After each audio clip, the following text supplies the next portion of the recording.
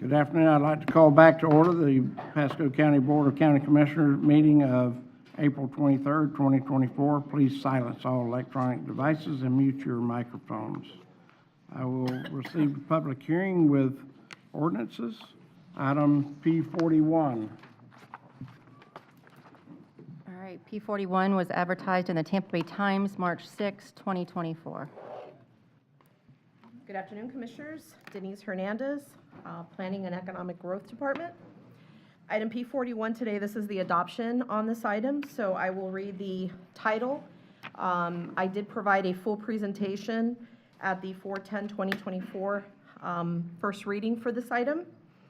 And after I read the title, if you would please take public comment and adopt the ordinance by roll call vote. Okay. So this is PEG 240283.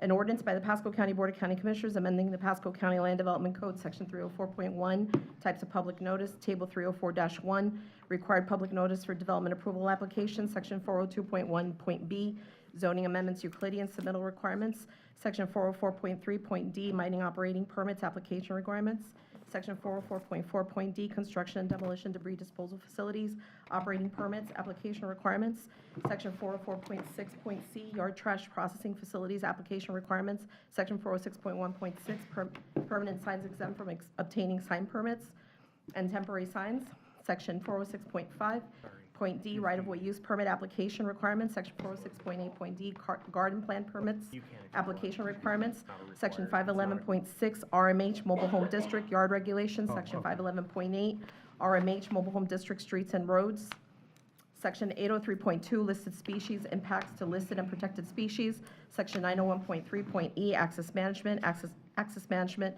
analysis, traffic impact study, 901.3, access management, sample problem number 1, Appendix A definitions and other sections as necessary for internal consistency, providing for applicability, repealer for providing for severability, inclusion into land development code, and an effective date. Again, if you would please accept public comment and adopt the ordinance amendment by roll call vote. Okay. Do we have anyone here signed up for public comment? There is no one signed up. No one signed up? No one on WebEx? Correct. Is there anyone in the audience wish to speak to this item? Public comment? Seeing no one? Mr. Chairman, Okay. I had my conversations with Denise, and I'm all set, so no one has any questions. I'll move for approval. Okay. I got a motion and a second by roll call vote. District 2, Commissioner Waitman. Aye. District 3, Commissioner Starkey. Aye. District 5, Commissioner Mariano. Aye. District 1, Chairman Oakley. Aye. Motion passes 4-0. Thank you. Move on to P42. P42 was advertised in the Tampa Bay Times, April 10th, 2024. Good morning, Commissioners. Adam Thomas, Pasco County Tourism Director. Before you today is a public hearing for an ordinance update, and we request that you take public comment and a recommendation to approve the ordinance update. But before you today is a small presentation on the history of tourism for Pasco County, but I will read the item. The item is an ordinance by the Board of County Commissioners amending Ordinance 9010 as amended and codified in Chapter 102 of the Pasco County Code of Ordinances by amending Section 102 to 190 to amend and update the tourist development plan for Pasco County, providing for an inclusion in the Pasco County Code of Ordinances, servability, conflicts, and an effective date. Just a little background on where we come from, or where we came from for the tourist development plan. In 1990, the Board of County Commissioners adopted the first tourist development plan according with the state statutes that have established the Tourism Development Council and adopted the first tourist development plan by Ordinance 9010. And since that adoption of 1990, the first plan has been amended on several occasions. On November 15, 2023, the Tourist Development Council has recommended that the Board of County Commissioners approve the first 5-year plan. Usually this was a 3-year plan, but we have done robust projects, initiatives, programs, so we're looking at a 5-year strategic plan moving into 2024 to 2025 of the Tourist Development Plan. So the ordinance amendment today is to update Chapter 102 of the Pasco County Code of Ordinances by amending Section 102 to 190 to amend and update the Tourist Development Plan for Pasco County for providing for applicability, repealer, severability, inclusion into code, and effective date. So this is, again, the strategic plan for the next 5 years. And within that plan are 4 core goals that we are going to focus on for the next 5 years. The first goal, in which we've done a really good job over the past 3 to 5 years, is destination marketing, sales, and programs and services. The second goal is the destination development, really enhancing the impact of what our product is. I will note that there is a date that needs to be updated. That destination development strategy is a 10-year strategy, and actually the strategic plan reflects a 5-year. So it's actually a 10-year strategy, not a 5-year. The third goal is actually to influence DMO advocacy and stakeholder relations, and the last one is to attain optimal DMO resources and performance management results. Excuse me. So the TDT revenues that will be generated from the tourist development tax will support and implement 4 strategic goals by funding the 15 priority-based programs initiatives identified within the plan. The second one is to operate the Tourism Bureau or Tourist Information Centers, the destination management organization, which will include indirect administrative costs for services performed by the county on behalf of the DMO. And the last allocation of the tourist development tax will be to fulfill the debt services at the Wiregrass Ranch Sports Campus of Pasco County as amended. The revenue shall also be allocated toward capital projects, special events, and marketing. These are the core activities that we do on a daily, weekly, monthly, quarterly basis for the TDC. The 6 is media co-op advertising and advertising generally. Number 7 is those associated in customary expenditures of the DMO employees and other authorized persons in the exercise of their employment duties and consistent with the travel expenses, hospitality, and purchasing policies for the DMO. And the last one is allocating the percentages will be presented within the proposed expenditure budget for each fiscal year. So we were requesting today for board action to waive introduction and accept public comment to the amendment of Chapter 102, Article 4, Section 102 to 190. Adopt the ordinance amended Chapter 102, Article 4, Section 102 to 190 of the Pasco County Code of Ordinances by roll call vote. Authorize and execute of the ordinance by the chairman and the board records to transmit the ordinance to the Department of State electronically.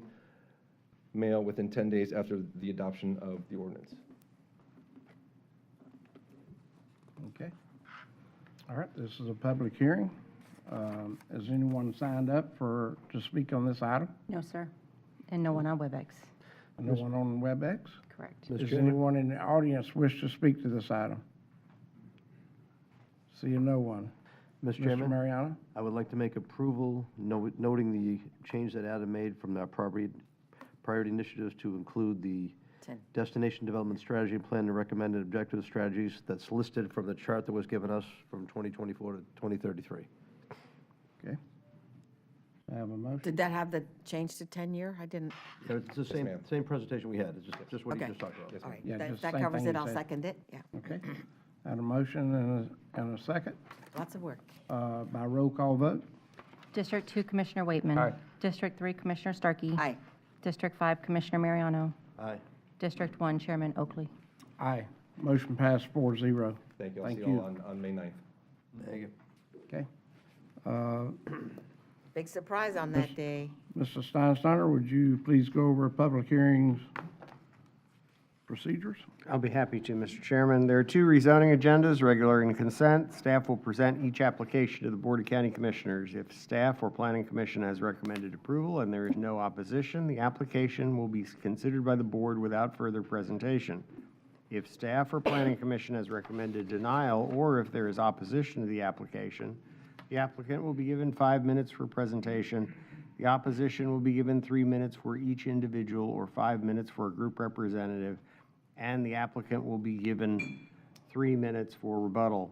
Any individual disagreeing with staff or planning commission recommendation or anyone wishing to object to any condition of the rezoning may at this time request that the petition be pulled from the consent agenda, in which case that application will be heard under the regular agenda later on during the meeting. Otherwise, all rezoning applications on the consent agenda will be approved by a single motion and vote. If you wish to speak to any petition, please give your name and address and whether or not you've been sworn for the record. These are quasi-judicial public hearings. The law in Florida is that mere public support or opposition of an application is insufficient for this board to take action. Please limit your comments to those criteria found within the board's land development code for rezoning. Madam Clerk, would you like to swear the public in? Yes, if you're planning on speaking on any of these items, please stand, raise your right hand so you can be sworn.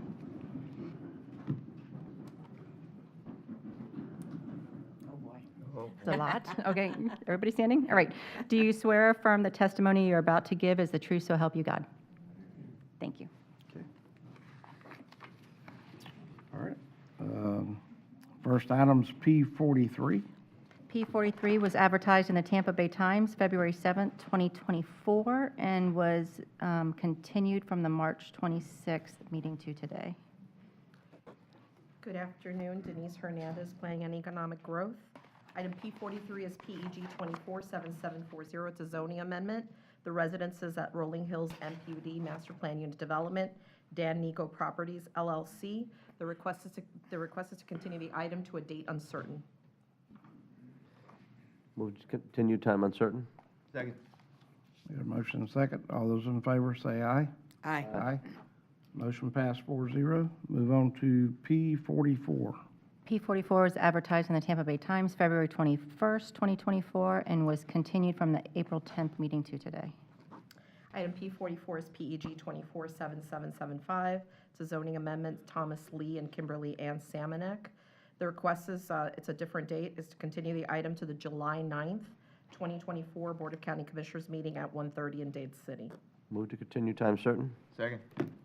Got a motion and a second. All those in favor say aye. Aye. Aye.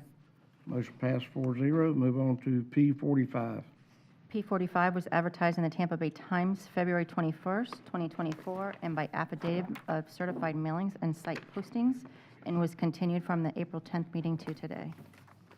P45 is PEG 247702, Anclote River Resort MPUD Master Plan Unit Development. The request is to continue the item to the May 7th, 2024 Board of County Commissioners meeting at 1:30 in Dade City. Move to continue time certain. Second. Under discussion, Mr. Chairman, I will not be here at the May 7th meeting. Okay. Mr. Chairman, Yes. on this continuance, I mean, shouldn't we hear this on this side anyway, though? Maybe we should make it the 25th meeting? Or if that's the right date? Well, if they speak today, they can't speak then. No, No. let's make the continuance date instead of May 7th, where Commissioner Starkey won't be here anyway. Just move it to the next one in Newport Richey. Is May 7th Dade City? It is. Yeah, Yes. it's Yeah. on this side. May 7th will be Dade City. But I don't know that there's any controversy on this. I think the reason it was actually here is there's no controversy, is it? Yeah, okay. So, Now, if you're The comfortable small with it, piece. I'll stick with my motion. okay. All right. So I've got a motion and a second. All those in favor say aye. Aye. Pass 4-0. Move on to P46. P46 was advertised in the Tampa Bay Times, February 21st, 2024, and was continued from the April 10th meeting to today. Okay. This item's a consent item. Go ahead. It is. P46, PEG 247718, it's a zoning amendment, Circle K and SR 52 and Prospect MPUD. Stream Fruit LLC is for a rezoning from an AR agricultural residential district to an MPUD master plan unit development to allow for 11,330 square feet of non-residential entitlements on approximately 3.63 acres. Comes to you with a recommendation of approval with conditions as included in your agenda packet from the Pasadena Hills Planning and Policy Committee and the Planning and Economic Growth Department. There is a specific condition of approval, which is number 44, that addresses the Live Local Act. Okay. This is a public hearing. Is there anyone here to speak against this item? And there's no one signed up and no one on And no one WebEx. signed up? Okay. Correct. So this item remains on consent. We move on to P47. P47 was advertised in the Tampa Bay Times, March 6, 2024, and by affidavit of certified mailings and site postings. Item P47 is PEG 247763. It's a zoning amendment. Sandra Marie Brown, Stephanie F., and Derek L. Pontlitz for a change in zoning from an AC agricultural district to an R4 high-density residential district for a total of 47 single-family detached units. There are ex parte communications with Commissioners Starkey, Mariano, Oakley, and Waitman. I believe that the ones for Starkey, Mariano, and Oakley have already been submitted to the clerk's office. The one from Commissioner Waitman will be submitted to the clerk's office after this meeting or during the time we're at this meeting. Comes to you with a recommendation of approval from the Planning and Economic Growth Department and the Planning Commission. Okay. This is a public item. Is there anyone here to speak against this item? There is no one signed up and no one on WebEx. No one signed up? Okay, let it remain on consent. Move on to P48. P48 was advertised in the Tampa Bay Times, March 6, 2024, and by affidavit of certified mailings and site postings. Item P48 is PEG 247771 for zoning amendment. The names of Douglas and Kelly Maidling.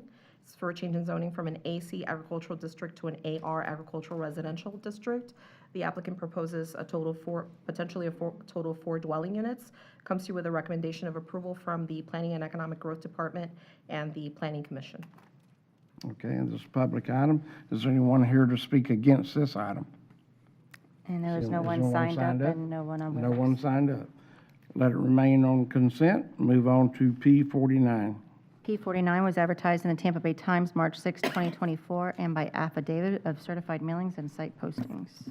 Item P49 is PEG 24CU13, conditional use request for the Word of Life Fellowship, Word of Life Group Living Arrangement. It's for a group living arrangement in an AC agricultural district. There is a ex parte communication on this item with Commissioner Waitman that will be sent to the clerk's office shortly after this meeting or during the time we're at this meeting. Comes to you with a recommendation of approval with conditions from the Planning and Economic Growth and the Planning Commission. Okay. This is public comment. Anyone signed up for this? No, sir. Okay, no one signed up for it. Is there anyone here to speak against this item? Seeing no one, it remains on consent. We move on to P50. P50 was advertised in the Tampa Bay Times, December 20th, 2023, and by affidavit of certified mailings and site postings. It was continued from the January 9th meeting to February 6th to March 12th to March 26th to today. Item P50 is PEG 240024. Today is the transmittal hearing for this item. So we're asking that you please take public comment on the item and you authorize transmittal of the proposed amendment to the Department of Commerce and other reviewing agencies. It is a comprehensive plan amendment, CPA 2301 Fletcher. It's for transmittal of a comprehensive plan amendment to the future land use map, map 2-15 and sheet 12, from Res 3, residential 3 dwelling units per gross acre, and AG agricultural to PD plan development on approximately 100.8 acres of property located at the southeast intersection of US 41 and Leland Avenue, and 1.1 miles north of State Road 52, and a text amendment creating sub-area policy FLU 7.1.72 Fletcher, and a map amendment to the future land use map 2-9, adding sub-area map 2-972 Fletcher, and providing for additional text amendments as necessary for internal consistency, providing for a repealer severability and an effective date. This, in the future, this will come to you with an MPUD rezoning, which is slated to go to the Planning Commission on May 16th and to the board on June 18th. Do you want a presentation on this item? Does the board wish for a presentation? This is Fletcher. Yes. Where did we end up with those? This is not the site plan, this is just the, This is not the MPUD. The MPUD will be coming to the Board of County Commissioners on May 18th. okay, I'm okay then. Okay. Mr. Chairman? Yes. So I did talk to Spencer Brass from Pilot Country, too. He's comfortable with everything as well. You want that? Talked to Spencer Brass from Pilot Country. He's comfortable with everything as well. Oh, okay, all right. Yeah, same here, Chairman. He called for, I guess you don't have to do ex parte Okay. with it, but. So it's a public item, it's on consent. Is anyone here to speak against this item? Seeing no one, may it remain on consent. And this time I entertain a motion for the consent items. Move approval? Second. You got a motion and a second. All those in favor say aye. Aye. Aye. Motion passed 4-0. We move on to P51 is a regular item and a public item here today. P51 was advertised in the Tampa Bay Times, March 6, 2024, and by affidavit of certified mailings and site postings.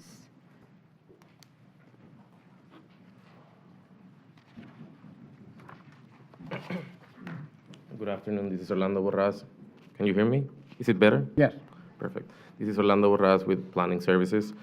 Before we start this presentation, if I may add into the record an ex parte with Commissioner Mariano. Okay. I need receive and file. Move to receive and file? Second. Got a second? All those in favor say aye. Aye. Motion passed So 4-0. this is going to be PEG 247733, Blackwell MPUD.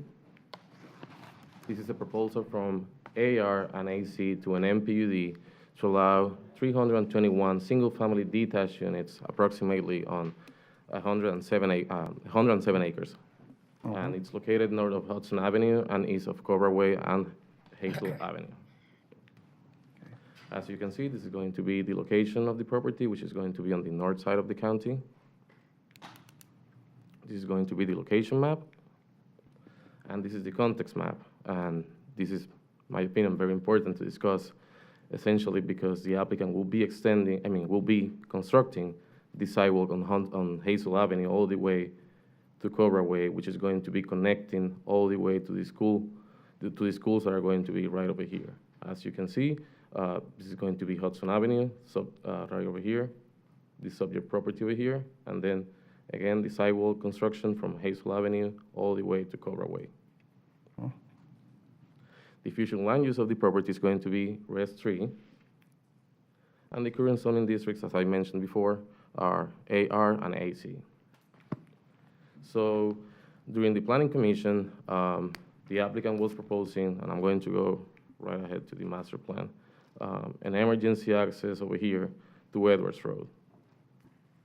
Since the Planning Commission, staff has found that the applicant can have that emergency access. So since they are not proposing anymore the emergency access, there is no variation requested. However, if the recommendation is for approval, an emergency access to Hazel Avenue, let me go back to the master plan real quick, right over here, then that will need to be having a variation from the land development code. Same if we approve an emergency access to Hudson Avenue. That being said, this is going to be the concept plan, and it's going with the recommendation. Can you go back to that concept plan? Absolutely.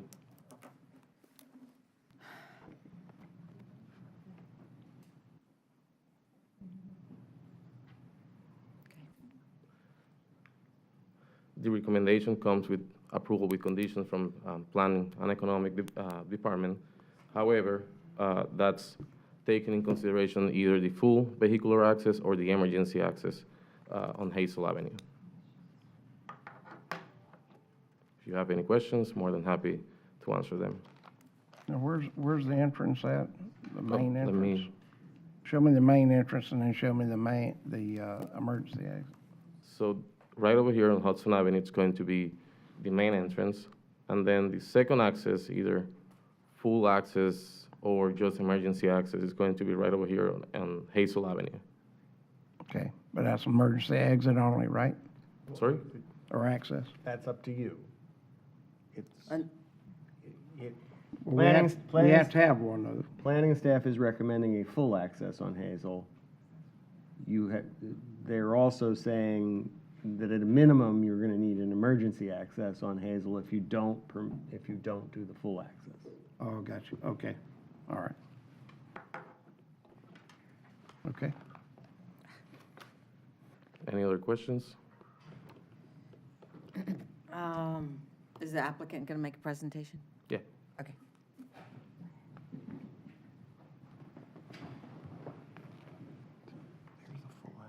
Good afternoon, Commissioners. Cami Corbett with the law firm of Hill, Ward, and Henderson, 101 East Kennedy Boulevard, Suite 2700, Tampa, Florida, and I have been sworn. I do have a brief presentation for you. The applicant is Meritage Homes. Many of you are familiar with them. They are a national home builder. They primarily focus on our first-time homebuyers, first-time move-up, a very important market segment in this community. They've won several awards, and many of you are familiar with their products. Again, this is the aerial.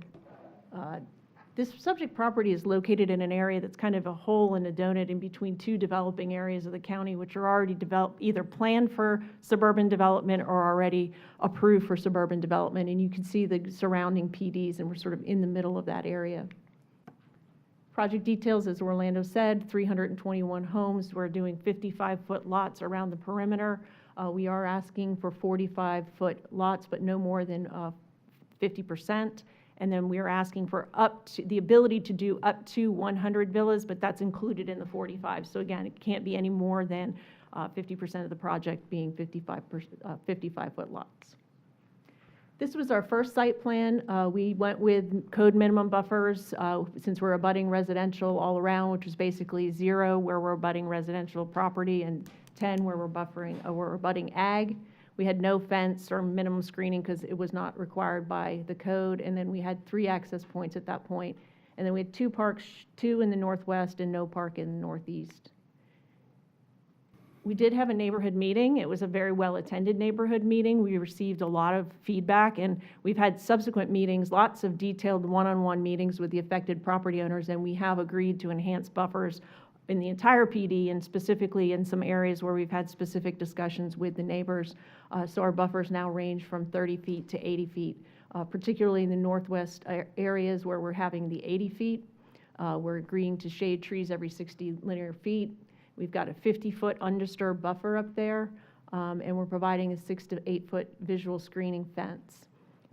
We've relocated the parks. You can see now we have one over in the northeast, and we made the one in the northwest a little bit larger. And then we did modify this access points to reflect what staff's recommendation was, which did include that full access onto Hazel. This is just an up-close picture of that northwest boundary with the 50-foot undisturbed buffer and the additional 30 feet, and then the screening. And then along the southeast, we have specific conditions regarding the types of trees that will be planted in the buffer that we negotiated with that property owner as well. We are following PM 26, your most recent standards for single family. Same thing with the paired villas, and so we are fully compliant with that memo in your most recent memo. We are going to have an amenity and open space that is themed similarly architecturally to provide a nice feel for the community, and providing 3.2 acres of total parks.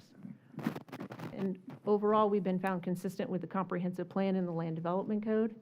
And what is remaining is some of the discussions you've already started asking questions about. So the first thing we are doing, as Orlando mentioned, we're providing a sidewalk along Hazel Avenue to the Hudson School ways. That is something we are agreeing to build concurrent with our development, and we think that will provide good safe pedestrian access to and from this community to those schools.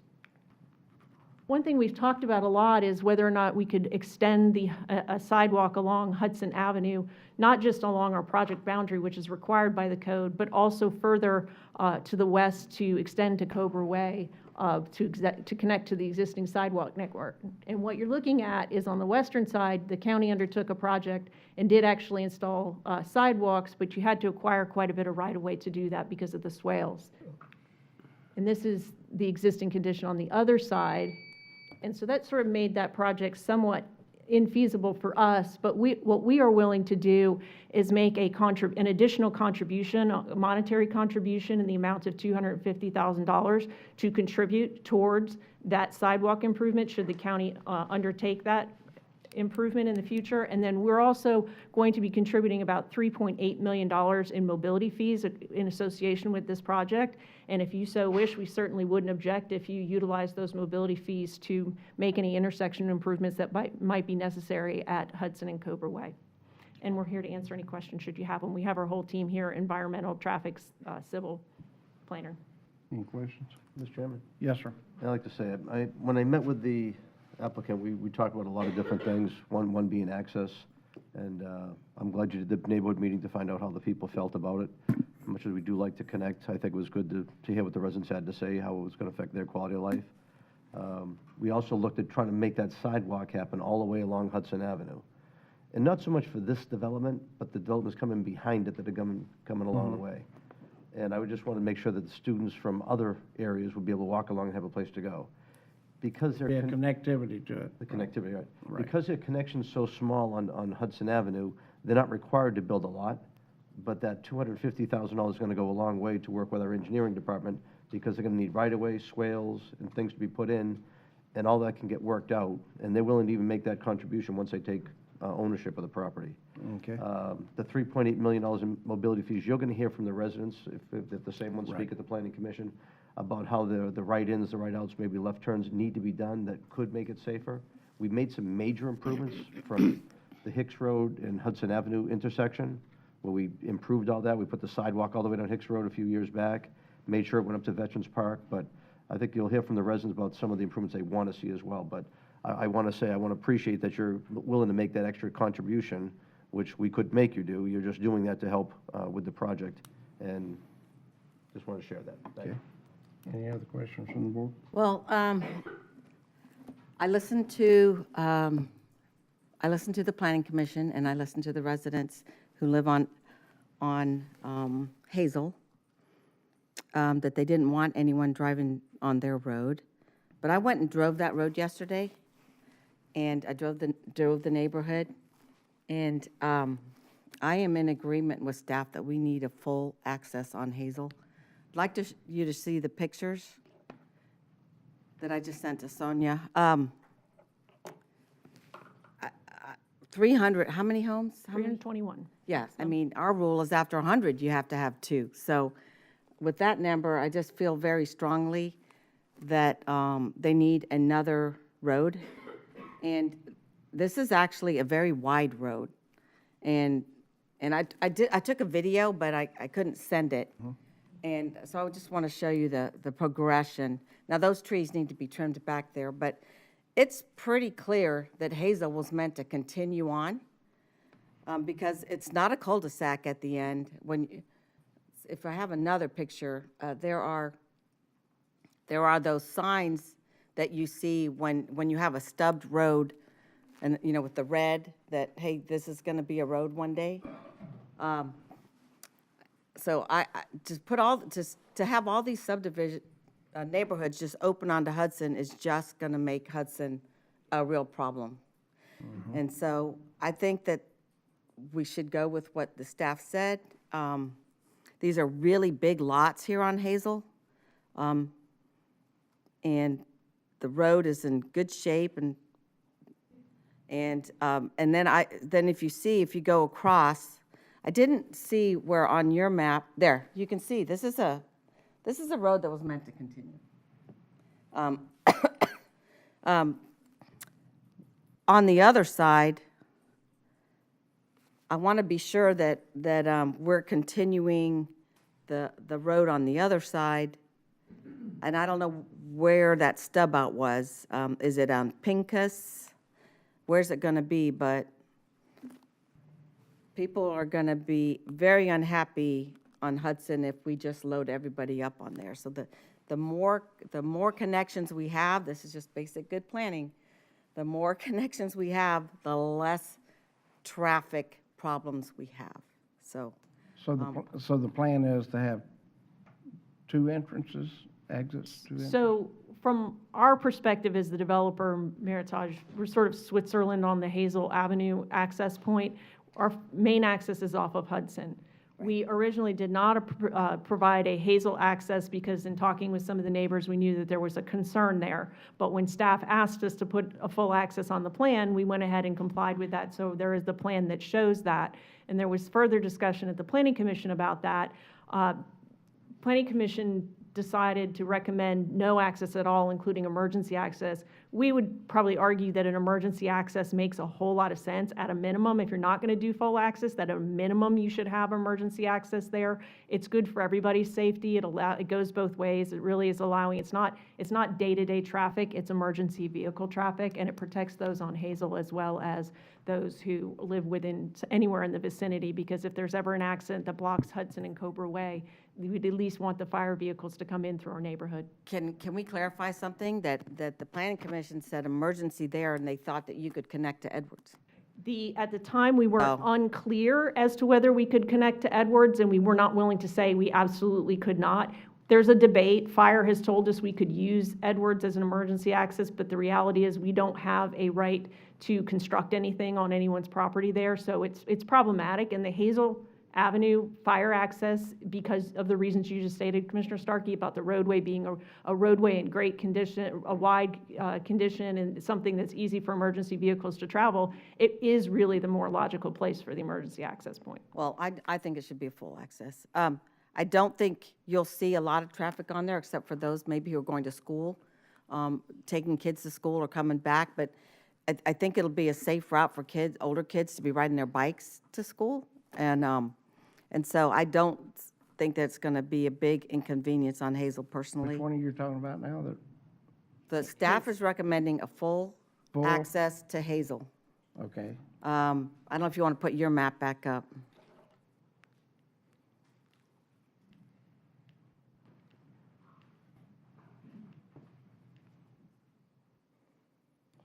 That one? Or the other one showing Hazel? Nah, that one's not so good to see Hazel. Can't see it close up. We did this showing Hazel just where we were going to put the sidewalk. Well, I do think you need the sidewalk. So, Yeah. yeah, no, that's not a Definitely need the sidewalk, then kids can easily get to school by bicycle. So, Best to see it from the but aerial. I'm sure we're going to hear from residents. Yeah, we are. Sure. Would you go back 2 slides? Back that way, One more? that way. Maybe right there. Okay. So the way this is laid out for down the road, Commissioner Starkey, is I This. think going to the north. This one. This one's the revised one, sorry. Okay, so on the far right side, the one road connecting to the north, what road is that connected to anything at all, or just it's stubbed out? It's stubbed out. Okay, so I mean, later on, a north-south road is what's really important. When some of the new development comes in, we can make that connection going up there, which may eventually get to Kitten Trail, which would be a good north-south cross-access to it, which is more important. Right now, everybody's gonna go, if they're gonna go, they're going to Cobra Way. The biggest heartbreak is really if anybody's gonna be coming in there, they're gonna come out from this development, they're gonna take a right turn and another They're going to have to right take turn. another right. You're going to load up Hudson and Cobra. I And don't think that's one of smart.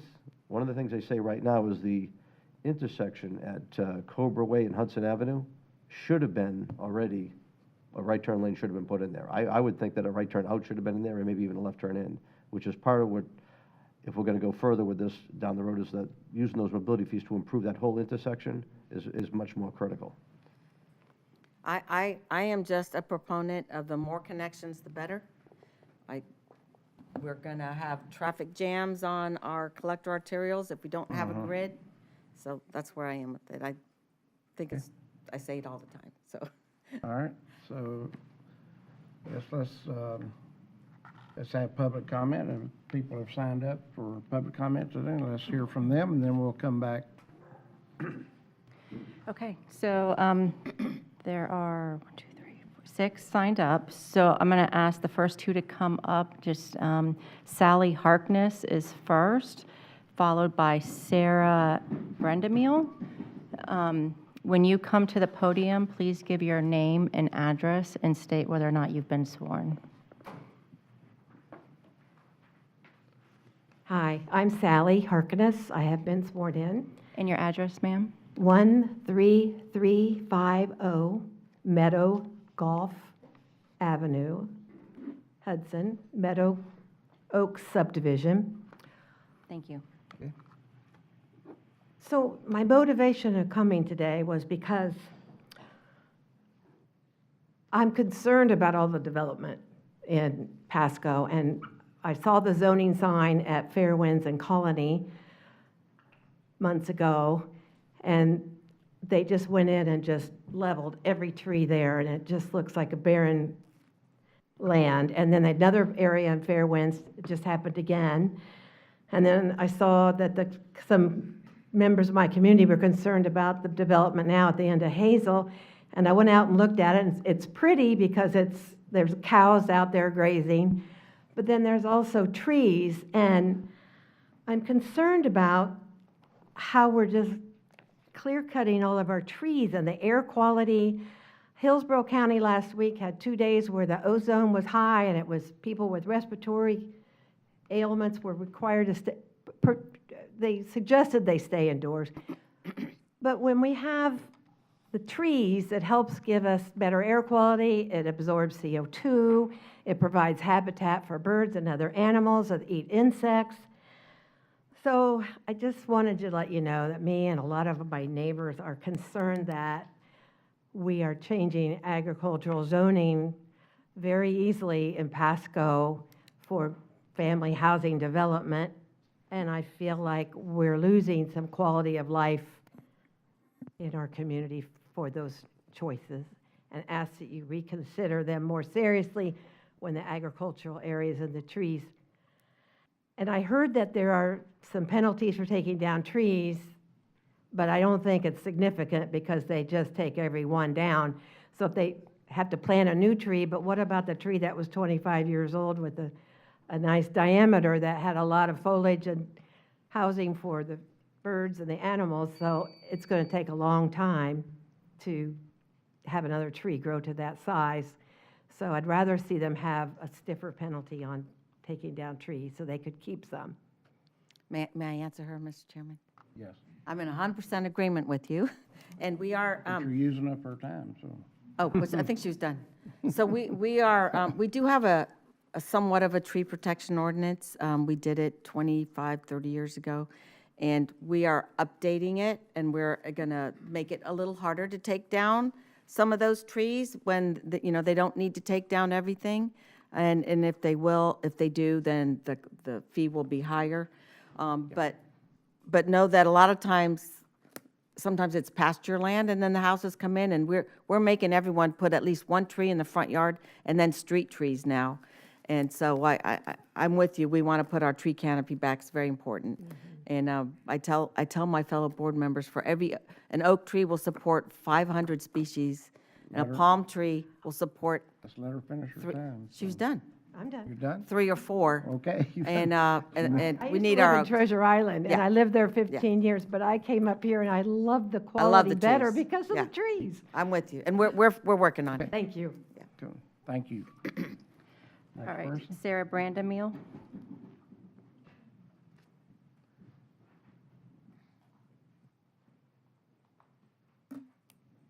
Hello, I'm Sarah Brandemill. Address. That's okay. Address for the record, and then state whether you've been sworn. I live at 10832 Hazel, Okay? and yes, I've been sworn. Okay, thank you. I'm very emotional. My house is 2 parcels away from this neighborhood, and you saw the little red tree house when you went there. So it's quiet, it's peaceful, it's serene. It's the reason we bought this house, to raise our family. Thinking about thousands of cars going in front of my house every single day when there's maybe 2 a month right now is terrifying. I will say that sidewalks, yes, we need it. We need it on Hazel. My child walked to school for her freshman and her sophomore year. I refused to let her walk in the morning because it's 6:40 a.m. that she would have to leave to get to school by 7. It's dark. Black. There are rundown trailers, there are woods, there are animals, and they are registered sexual offenders on Hazel.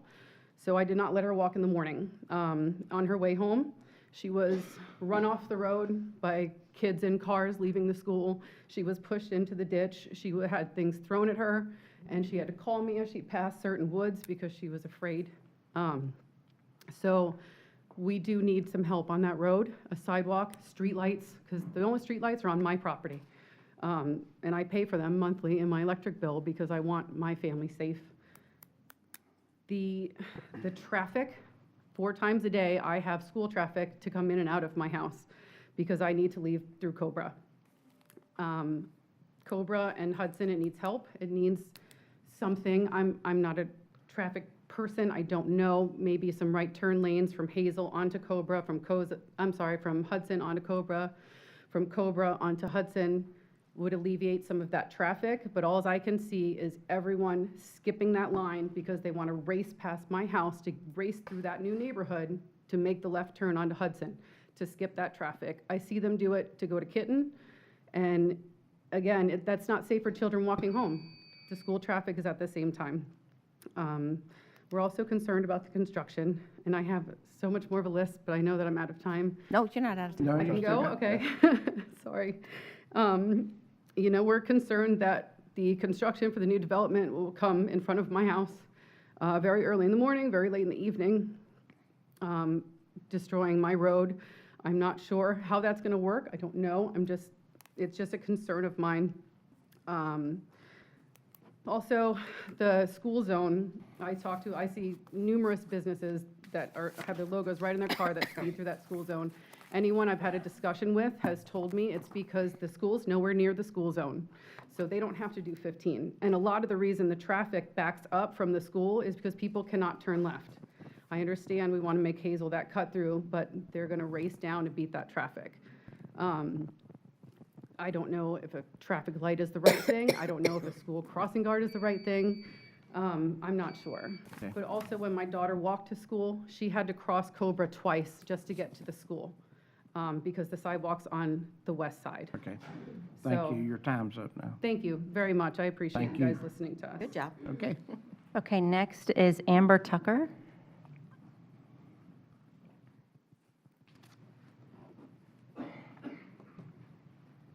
Good afternoon. My name is Amber Tucker. I live at 10502 Hazel Avenue, and I have been sworn in. Thank you. I was born and raised in Pasco County, and I have lived on Hazel Avenue since 2005. I'm here today because I feel that this county is not appropriately prepared or proactive in planning for the growth that we have been seeing. And as Commissioner Mariano pointed out, at Hudson Avenue and Cobra Way, we have needed turn lanes at that intersection for decades. I'm a graduate of Hudson High. I've seen that traffic for many years, aside from living on Hazel Avenue. I also oppose the Blackwell MPUD rezoning on Hudson Avenue. Hudson Avenue and Hayes Road are not up to the demand as it is, let alone adding all of these houses onto Hudson Avenue. In 2023, the U.S. Census Bureau listed Pasco as the #3 fastest growing county in the country. What changes, if any, has Pasco made to respond to this growth? If this rezoning and development is allowed to proceed, we do not want this development to have access to the roads in my neighborhood, Hazel, Patrick, and Mayer. These roads would still be lime rock if not for the homeowners who paid out of pocket to have these roads paved through PVAS in the late 90s and early 2000s. Our neighborhood roads are busy enough with drivers speeding down them to cut through between Hudson Avenue and Kitten Trail and a constant stream of school buses accessing the Pasco Schools Northwest Bus Garage on Patrick Avenue. We do not need any additional traffic cutting through our neighborhood. From the Board of County Commissioners website, one of your values is service excellence. We serve to make the community better. Our neighborhood is still zoned as agriculture residential. How does allowing traffic from a subdivision of 321 homes into our neighborhood make our community better? During the March 21st Planning Commission meeting, the fact was touched on by the Planning Commission that perhaps the growth factor calculation that is used for traffic might be inadequate. If the county is in fact using outdated formulas that do not properly calculate growth, how does that make our community better? From the Pasco County Office of Economic Growth website, target industries do not have to pay mobility fees to the county when they locate or expand their business in Pasco. During the March 21st Planning Commission meeting, residents were told that we're in a chicken and egg scenario where the county can't build infrastructure before it is needed. Giving incentives to businesses while telling residents we can't get improved infrastructure unless there are heads in beds, another quote from the Planning Commission, how does that make our community better? The only reason we have seen any improvements in our neighborhood is because residents are paying more in sales tax through the penny for Pasco. That's why we have that nice sidewalk from Hudson Avenue to the Hudson Schools complex because taxpayers are paying extra, the penny for Pasco. The penny for Pasco generally brings in more revenue than projected. Can penny funds be used to make any improvements on the roads and intersections in our areas? We aren't asking for extravagant. We are asking for adequate to bring our roads and intersections up to current demand. Thank you. All right, thank you. All right, the next individual signed up is Catherine Broda.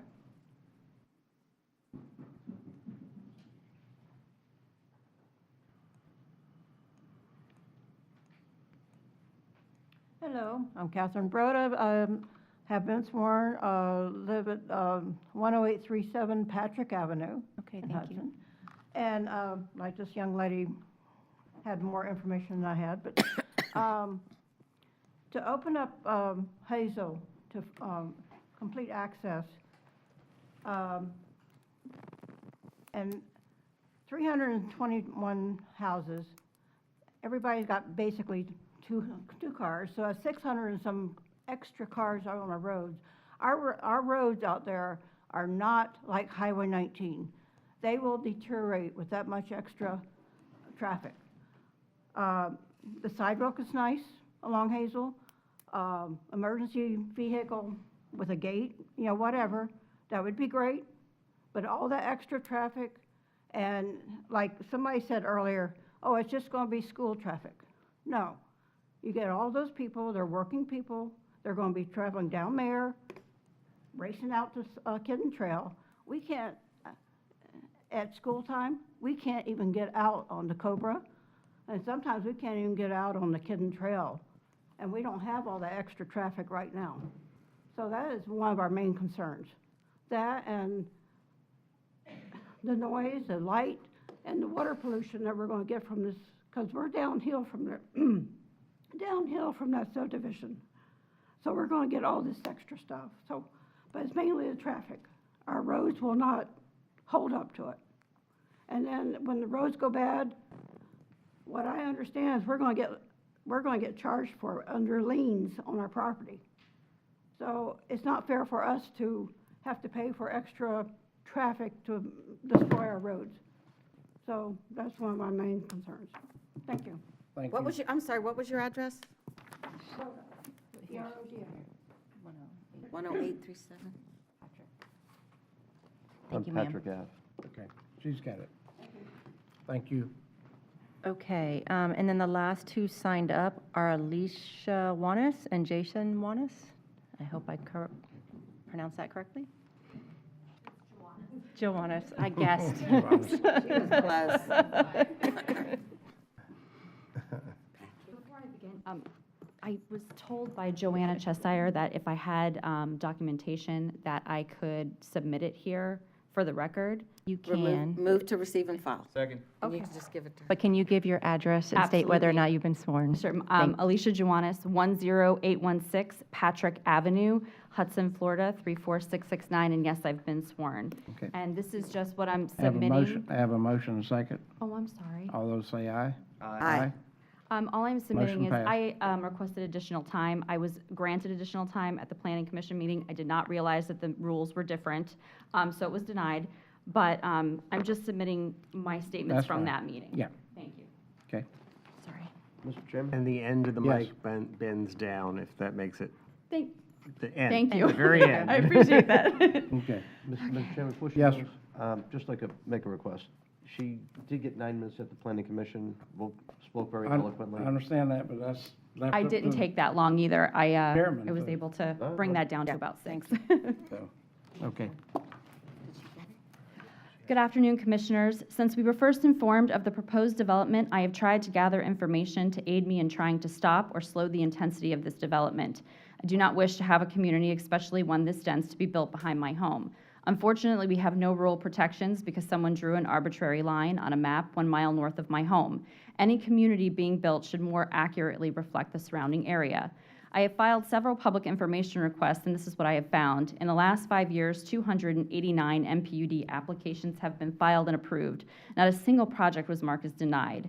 There are 10 subdivisions being built or approved to be built near my home. These, along with this project, is just shy of 5,000 new home sites within a 5-mile radius of my home.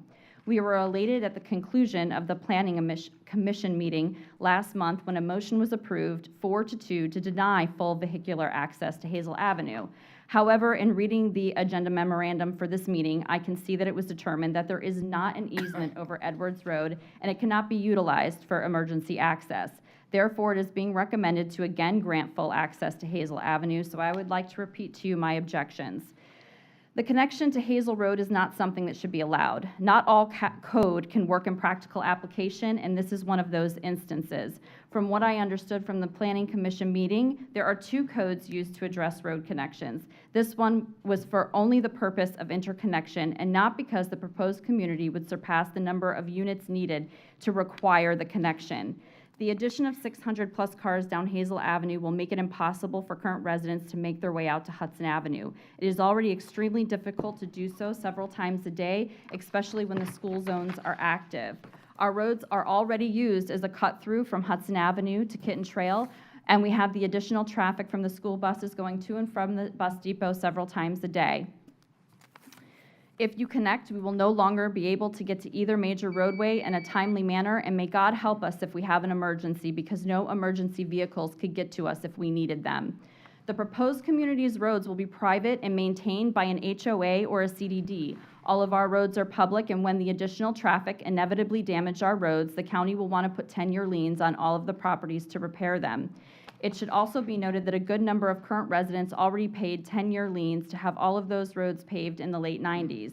Just as we wish to maintain safe and clear roads in the event of an emergency, we would never wish to deny anyone the same consideration. So if no other emergency access could be made, I would support Hazel being made into an emergency access only, and only if this access was gated at all times unless being used by emergency personnel, I still strongly oppose full vehicular access to Hazel Avenue. We hope that you will take our opposition seriously and that you would take the recommendation made by the Planning Commission not to allow full access to Hazel Avenue. Thank you. Thank you. Last person. Jason Joannis is next.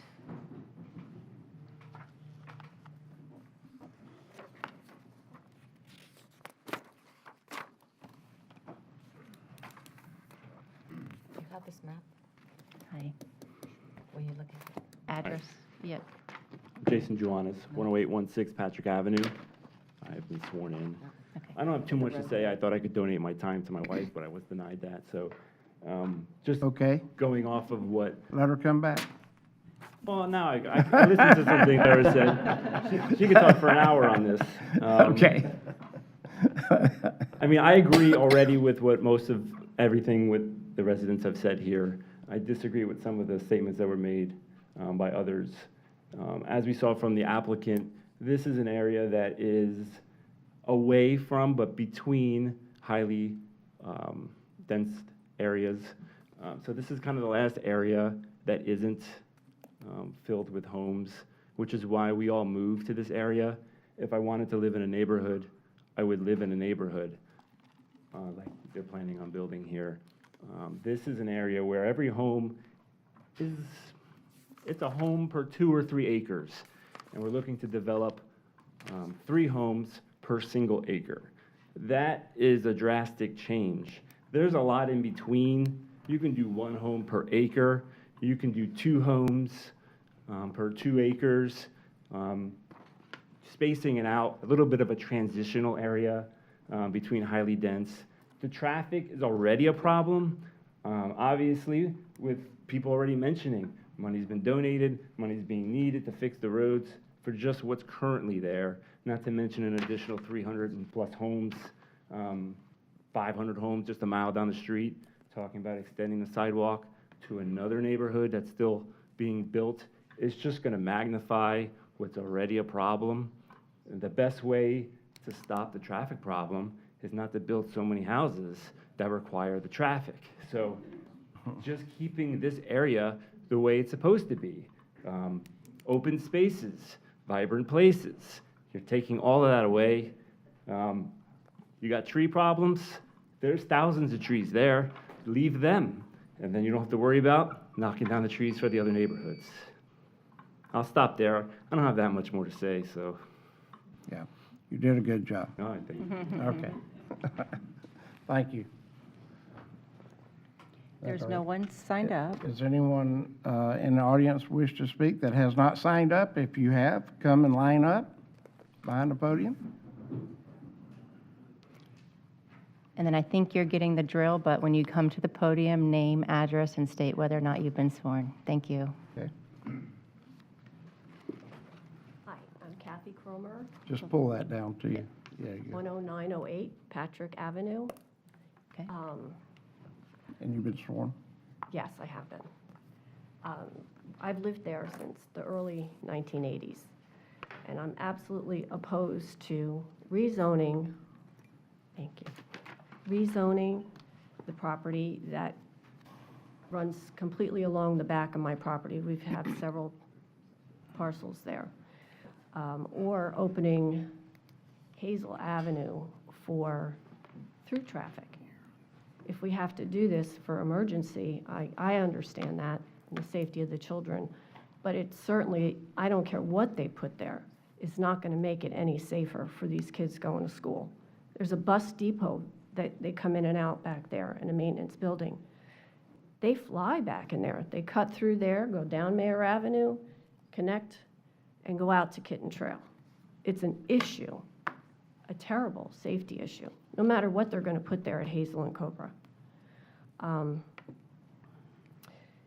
You know, we all bought in this the property in this area so that we wanted to get away from exactly what is proposed here today. We didn't want to live in communities like this, houses on top of houses.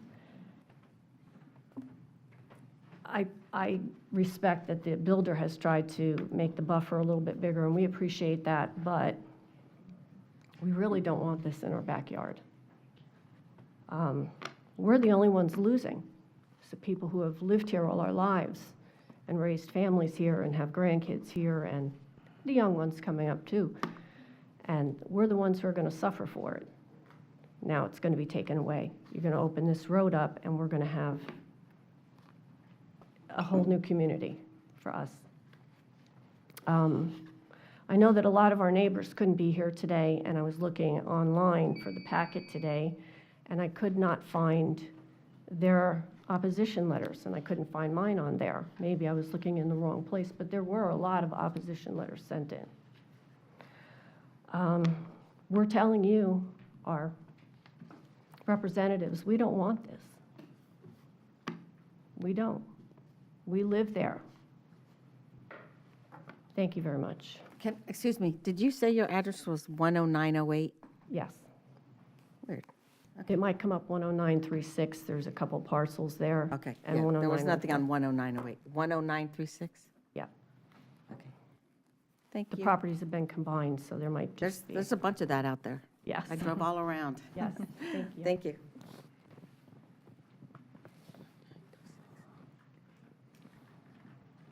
Good afternoon, Clinton Wynn, 12709 Wynn Lane. I apologize I was late, so I wanted to pay my respects to Mr. Bradford and the family. I didn't get to sign in. Guys, Mr. Wynn, were you just sworn? Yes, I was sworn. Okay, thank you. Thank you. This is another one of my areas of passion that I was working on with the West Market, okay? My property is now the only green space on Hudson Avenue between Meadow Oaks and Palm Wind. So, and we have, since 1953. I'm not here trying to stop development or cease it or pick it. What I'm saying is let's do smart development with infrastructure. I've been asking for infrastructure from day one. Hudson Avenue is a nightmare. My friend was killed in his go-kart. Yeah, he was at night and he shouldn't have been riding like that. I've asked for the Vision Road at Colony Road to come to fruition. Crickets. The development at Fairwinds and Colony Road, there is now flooding on Fairwinds, and you're now flooding the backs of the houses on Barney Road. These people on Hazel, they're going to get a bunch of water because there was 5 feet of dirt put on at Fairwinds and Colony that was not originally planned. So please, go by there on a 1-hour rainstorm, and Fairwinds got flooded. Something I came to you guys again and let you know ahead of time because I've been on the road my whole life. Now, is this development going to be gated? Because that can help eliminate people from cutting through Hazel from Hudson Avenue and then causing a nightmare at Cobra Way. And please, go to Cobra Way on school exit time in Hudson Avenue. You can't get out. You can't get out. So this is our neighborhood, and you guys are elected, and you have your neighborhoods. We're here communicating and sharing with you. Yeah, the connection roads are great, Commissioner Starkey, but now we're cutting Hudson Avenue to 52 through Meadow Oaks. People are going to be riding their golf carts trying to avoid cars cutting through, which isn't fair to the residents of Meadow Oaks, nor Fairwinds either, and Colony, where the Dunkin' Donuts is going. Is Palmwood going to have to, the sidewalks? Commissioner Mariano, great idea. We need to have sidewalks on Hudson Avenue, from Palmwood all the way to Cobra Way. Almost done. I'd like to thank Joe and Betsy with the development for sending me the paperwork for this right away. But again, please, go to these traffic areas during the day, school enter and exit time, go to Fairwinds and Colony and see what 5 feet of fill will do to the neighboring houses, and they got flooded. Thank you. Okay, thank you. No clapping. Anyone else that would like to speak that didn't sign up? Come forward. State your name and address for the record, and if you've been sworn. Good afternoon. My name is William Cromer. I live at 10908 Patrick Avenue, Hudson, Florida. Okay. Have you been sworn? Have you been sworn? I've lived there since I'm sorry? Have you been sworn? I have been sworn. All right, thank you. Okay. I have lived there since the early 80s. I've put up with the potholes on Cobra Way being patched for 30 years. Thanks. Why don't you look into putting an exit from Hudson High School parking lot out to the rec center on Hicks Road? It's a major road. It's only going to get larger instead of running any traffic through our neighborhood. The gated community, that was a good idea, because now nobody's going to cut through there unless you live in there. As far as an emergency, you could go there 4 times a day with a fire truck and you're not getting through there. You're just not going to get through there. I've tried it with all kinds of equipment for a lot of years, and you avoid it 4 times a day. So there's other options. Let's direct the traffic out of there another way. We don't need a thoroughfare going down Hazel from the high school, and that's what it's going to be. I know you enjoyed our road, Miss Starkey, because we paid for it. And we maintain the road. We cut the grass on the side. Your county mowers come down there. They don't even come down our road. We take care of that. We maintain that. We hang flags on our poles. We live in the United States, and we want to be able to have a say in what goes on. And all of you people that are part of Pasco County, we're not here to give you a hard time. We can't stop the development. You know that. But this road is a nightmare. You're asking for trouble. If you open it up for through traffic, you want to open it up for an emergency? God bless there's not a fire or an accident there at school time. You're not getting in. But you could open it up for emergency only and walking and a bicycle ride. Now, I'll go along with that. If not, bring it out on Hudson Ave. We pay enough money. Bring in another access into this development. You want to put 321 houses on. We bought property there for a reason. So we don't have 321 houses behind us. Develop it. Why are you going to cut all the trees down? As the next arborist, I'm going to go in there and measure all the trees. I don't want 3 trees on the lawn. I want inch for inch from beneficial trees. You want to go that way? We could play that game. I'll go measure every tree on my own, and I'll give you a per inch of tree that you can replant. You go in, you bulldoze everything down, and you put up buildings. Come in here today, I don't even know where I am anymore. It's terrible. We don't want the traffic. We don't deserve it, and we didn't ask for it. And there's a lot of other things I could bring up in Pasco County that goes on. Like the baseball field up in Hudson. It took 7 years to get a light for the batting cages and the pitching mound. I wonder whose fault that was. I don't want to point no fingers at anybody, but we were there with cranes and diggers, and and poles to put in the ground, All right, and the thanks, sir. commissioner wouldn't answer it. Your Wouldn't time. answer his phone. Your time's up. And then they wouldn't give us a permit. Thank So we you. had to cover the holes back up that we did for free. We donated. Thank you. Thank you.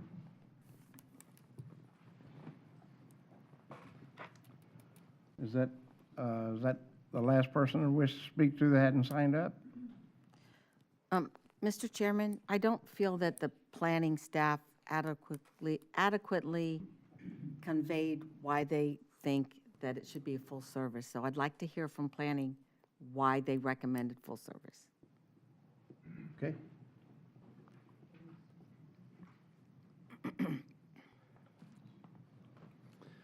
Good afternoon, Mr. Chairman. Notarios Pitos, Planning and Economic Growth Department.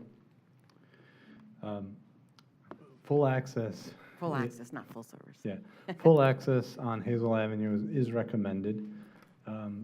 Commissioner Starkey made a few of the points earlier that with the more connection points that you have in residential developments to each other and to the surrounding road network, the more opportunities there are for traffic to disperse and reduce congestion within the area.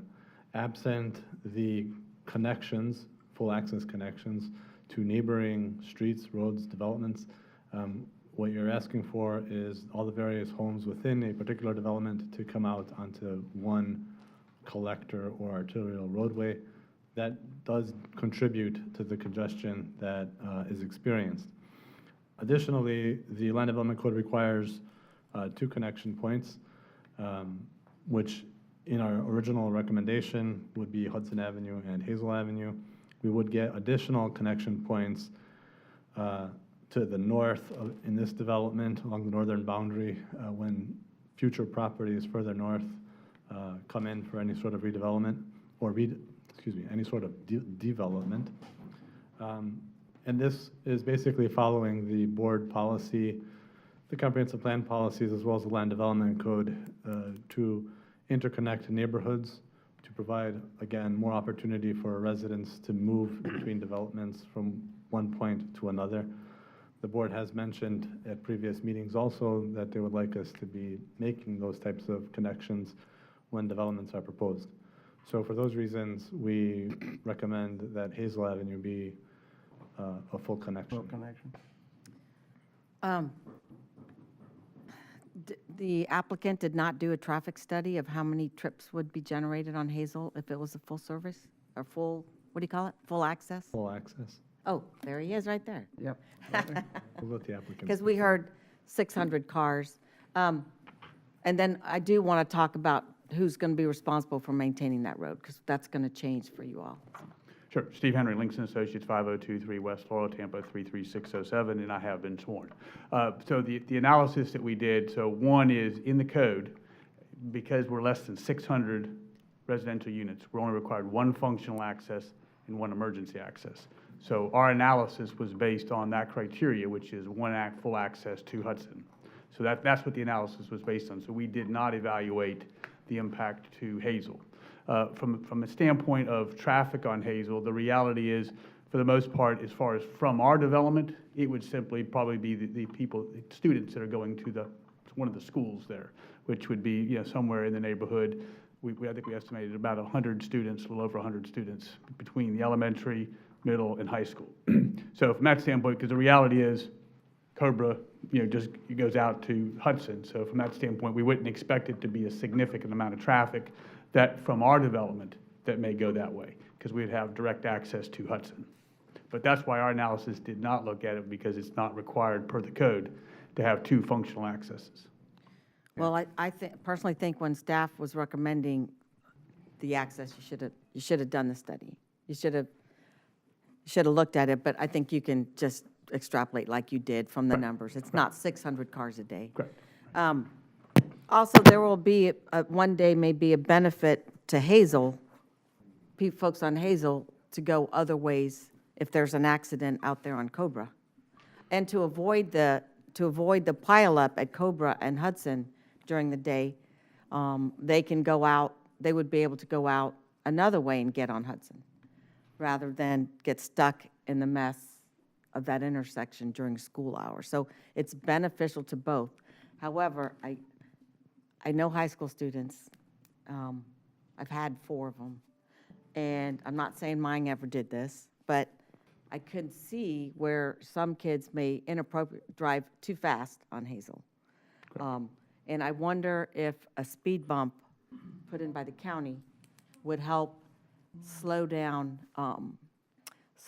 traffic on Hazel so we don't have high school kids speeding until some of these other, maybe some of these other accesses are put in. But that's a thought, because I don't want to see anyone speeding down Hazel. And it's a straight road, and it's very wide. And so people could speed. When I drove on it, and I drove on it twice, I was the only car. I think there was a truck leaving the first time I was on it. But I drove all around the neighborhoods. Is Hazel a county maintained road? Oh, it is a county road.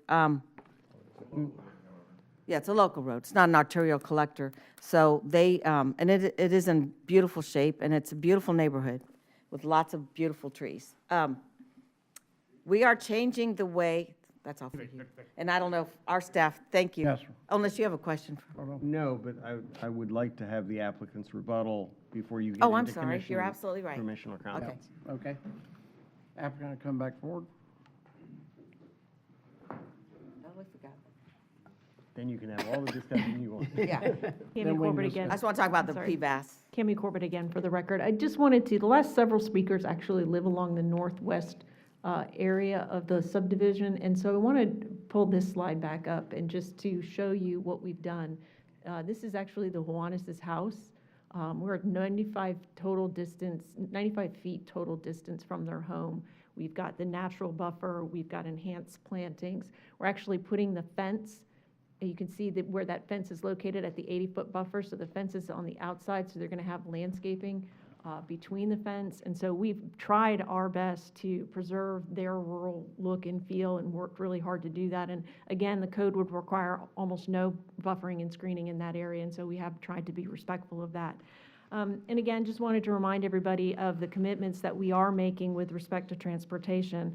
We are essentially required to make about $750,000 worth of improvements, and we've agreed to, between Hazel Avenue and the Hudson Avenue contribution, are agreeing somewhere in the area of another $1 million, and then the $4.2 million for the impact fees or mobility fees that can be directed towards this project. And this area is planned residential 3, and I think you all have the opportunity to not make the same mistakes Hillsborough County has made, which is not allow the allowable density within your comp plan, which then pressures because of concerns about development in the surrounding community. And then that forces your rural areas that you have designated as rural to have development pressure in the future.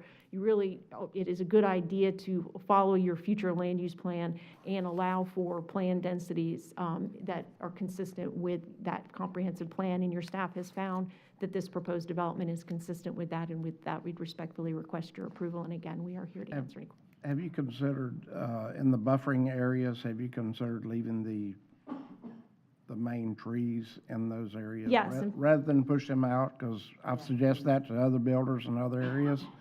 And it's hard to, like the gentleman said, it's hard to replace a 25-year-old tree or even a 50-year-old tree.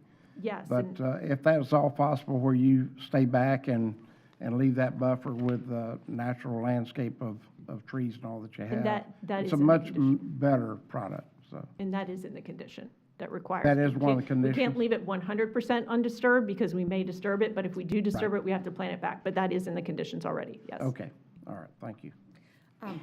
May I ask a question on that? Okay. Because I think the language should be maintain a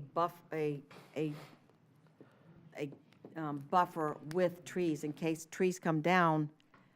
If the trees come down in a storm or whatever, and then they have no more trees, that there needs to be a requirement that it be replaced. Yeah, so, and I don't know if we've done that in the past, but we want to make sure that that buffer stays Natural weather and natural stays happenings happen, so, planted. yeah.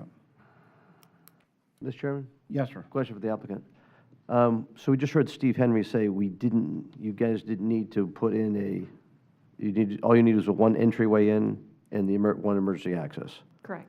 and you try to design your project that way. Correct. When you submitted that, did staff have any objection to it? Not, I mean, the comments process is iterative, so as we were reviewing it, we didn't initially receive comments of that, but later on in the process, we did, much prior to the Planning Commission. Okay, but it wasn't like initial thing, there was an objection to it because you were following the code, thereby you were okay? In the initial methodology for the traffic study, yes, that's the case. That was the set of assumptions we were operating under. Okay, thank you. Any other questions? Well, I was going to go over the PVAS, the road maintenance changes that are coming, but that's not for her. Did you say that this is Res 3 and what you're proposing is Res 3? You're not asking for any increased density? No. Okay. The future land use is Res 3, and their proposal is within that classification. Yeah. They are requesting additional density. That's the law. Yeah. As to what it's zoned for. But not in the from the future. future The land use zoning, map. right, yes, no, additional density other than what it's zoned for now, but not additional density other than what's in the comprehensive plan. Right. Okay. Okay. Mr. Chairman? Yes, So sir. I'm good with the applicant if everyone else is good. Yeah, I just want to ask, I'm I just good. want to inform about the road maintenance. No, I want to talk about other things.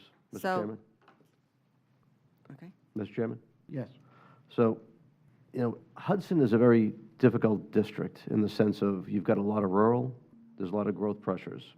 I've had a vision road on the map from Hicks Road connecting from New York to Denton Avenue. You've heard us talk about with other developments up there. It's been on that road for 15 years, never been put as a north-south road, which would connect actually an arterial from 52 to Denton all the way through.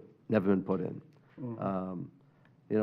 Clinton Wynn, who just spoke a bit ago, used to serve with us, I believe. Talk about smart development, putting the infrastructure in place. And we struggle with that in Hudson because there's so much pressure down to the southern part of the county.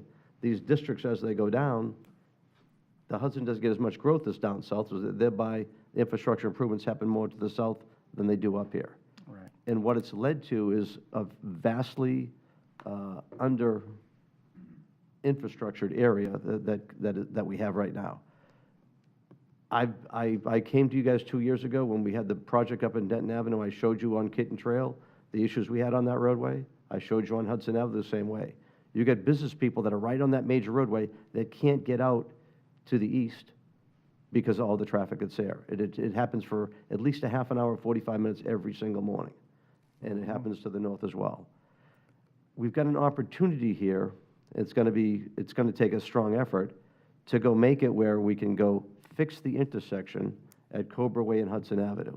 It's dramatic. It needs to be done. And someone made mention of all the way down to Hudson Avenue at Hayes Road where we have the waste utility. You've got Southwind. You've got jobs coming out with Gary's Plastics down the road. That intersection needs to be fixed. I mean, it's not safe the way it is. You can actually drive through it if you're not really paying attention when the changes were made to how it goes. There's no right turn lane, left turn lanes, or anything else there. We need to make those improvements. To take this development, which doesn't need to have any more than one access point, but you create a safe way for people to go across, the students to go across on Hazel, I think is very appropriate, and it doesn't disturb the ruralness that's already around us. We're putting all these buffers in place. Right. That emergency access is there if needed, but it doesn't have to flow with traffic. And with all the traffic that cuts in and around, you don't need that there. What we should be focused on as well is for the same people that all these children that will be going through there, is right now, they've got to cross over, you heard, 2 times to get to 2 times to get to school to get in there. We need to go make sure we go put a sidewalk in on the east side, so when these kids get in, now they can walk into school, one way to get in, and not worry about the traffic that circles around that whole place to get in and out. It'll make it much safer. That's what we should be looking at doing for infrastructure. Hudson and Cobra Way, we need to go put a right turn in, right turn out. Right now, I think staff has mentioned that it warrants it right now. And I guarantee you, if you do more study on just that intersection, you'll find even more need for left turn in, left turn out. That would free up a lot of the traffic there. To take, if there's ever a way, and I know the kids used to cut through Hudson High School going across to get Veterans Park, we need to go look and find if there's a way to go do that. Now, some of these things that are transportation oriented, we can pay for that with the impact fees we've got. Between the impact fees going to be needed to put the sidewalk on Hazel, I don't think you're going to have enough money for that. But I want to say that with $250,000 put forward to do sidewalk improvements, we can do some of those improvements that have immediate effect in safety. And let's face it, we're all about safety, all right? We want our kids to be safe. It's tough to go through regular financing mechanisms to get them done, but we've got an opportunity to try to make something better. And I'm going to implore the land use, we're inside the land use category for what's looking for density, but I think that we really need to make sure that we protect that neighborhood from everybody from Patrick and Hazel that may be working today that couldn't come here, that would be speaking the same way. We don't have to destroy their quality of life in putting everything through. And Commissioner Starkey, there's other accesses that can happen later on that we can connect, that these guys were setting up, that can make those connections when it's more appropriate later on. When another development comes into the north or to the east side, then let those connections happen there and let the traffic flow better, but not just generate traffic all the way through that neighborhood that doesn't need to happen. Taking a right turn in and a right turn up is just as well. And most of the kids there, I think, are going to want to travel on a nice, safe sidewalk. So Commissioner, that's my thoughts. would the folks that want to leave Hazel in the morning going to work and not want to deal with all the cars on Cobra not benefit from coming out on whatever road this is going to be in this community? They say Because no. we saw this, you know, and I've heard this a lot, but when it's really built, it ends up benefiting everybody. And we fought this when we built Longleaf, and we have 1, 2, 3, 4, 5, maybe 5 entrances through the community of Longleaf that connect to the neighborhoods around it. And they all fought it. They were sure that everyone was going to die. But in effect, it helped the people who live in the neighborhoods on the outside of Longleaf to be able to get to Starkey Boulevard without going out to 54, making a U-turn, come around, sit in the light, and go north on Starkey. So I look here, and most of the neighborhood is, I mean, there are grids here. I mean, the people from Hazel, if they're going north, they're driving up Mayor.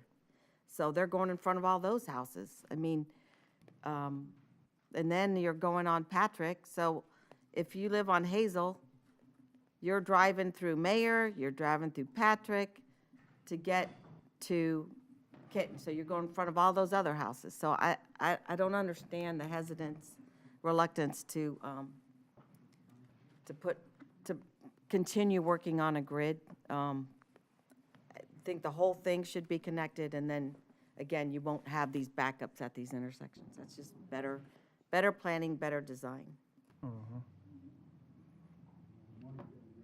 So is there, Chairman? Can I Mr. say one more? Whitmer? I'm sorry, can I finish on the road? Okay.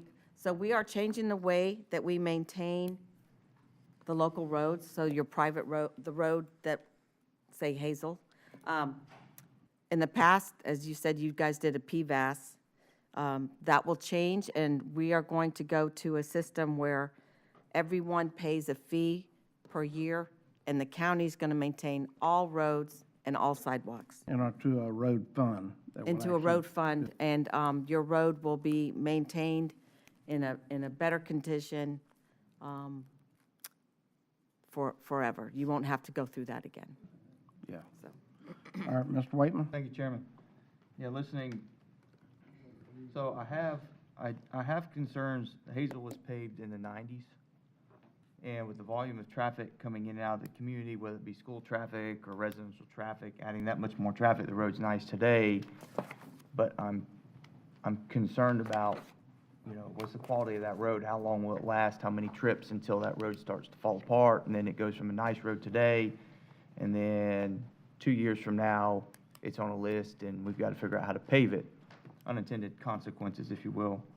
So I have concerns with that. I appreciate Mr. Wynn coming and sharing the flooding issues. I want to make sure on our staff level that flooding with this project is not going to impact neighbors, and it's concerning to hear that project around the corner, if that's happening. I'd really like staff to take a look at it and make sure something didn't go wrong somewhere there.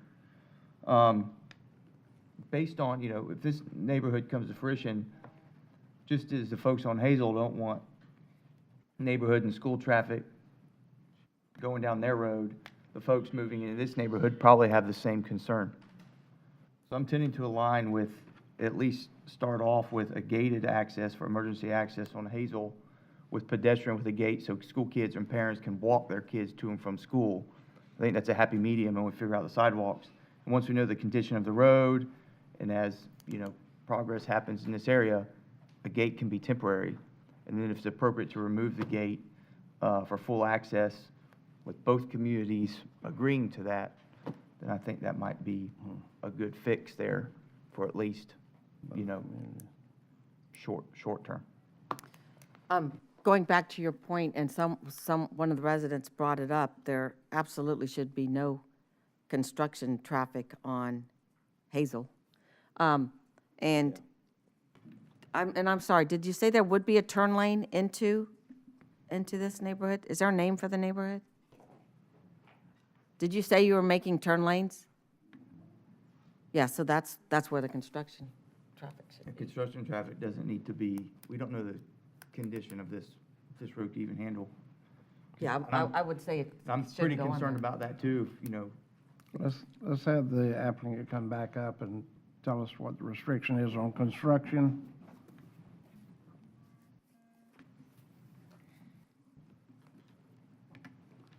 You Steve Henry, got Links out of your seat too early. Yes, exactly. Yeah.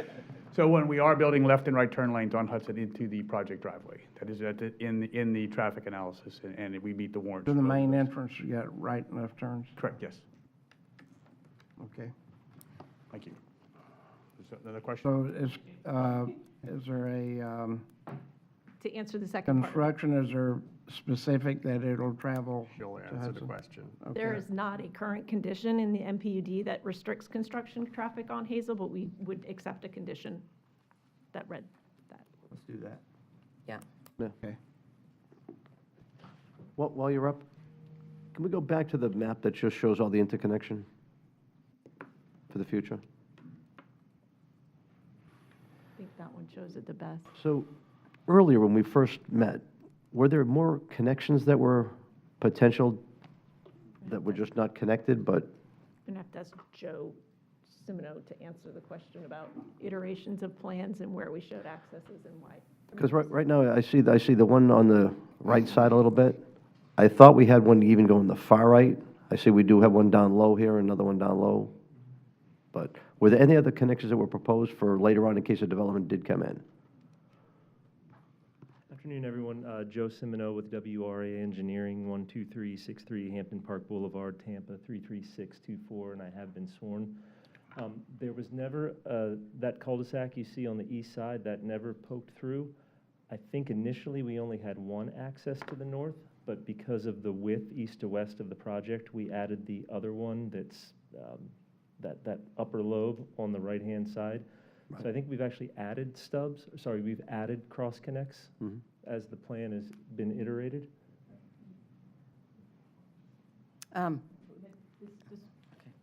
This illustrates the before, there were 3 access points. And then this shows the 4. The traffic will go All right, everywhere. so, and the reason I just bring out those points is for later on, as you mentioned, Commissioner Whitman, as we do build out around and things do come in, if you disperse it with 3 or 4 different connects instead of just one, which is going to go all to the same place, then it can make sense. But right now, I think the emergency access being closed makes the most sense right now for everything. And let's focus on improving what is already crowded out front with traffic.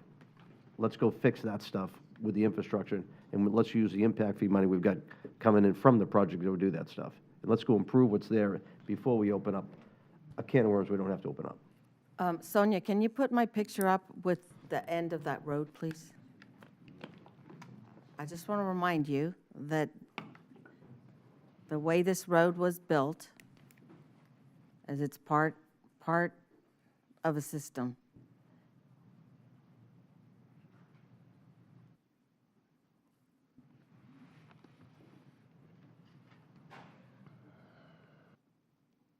Okay, no, that's perfect. Now go back the other way.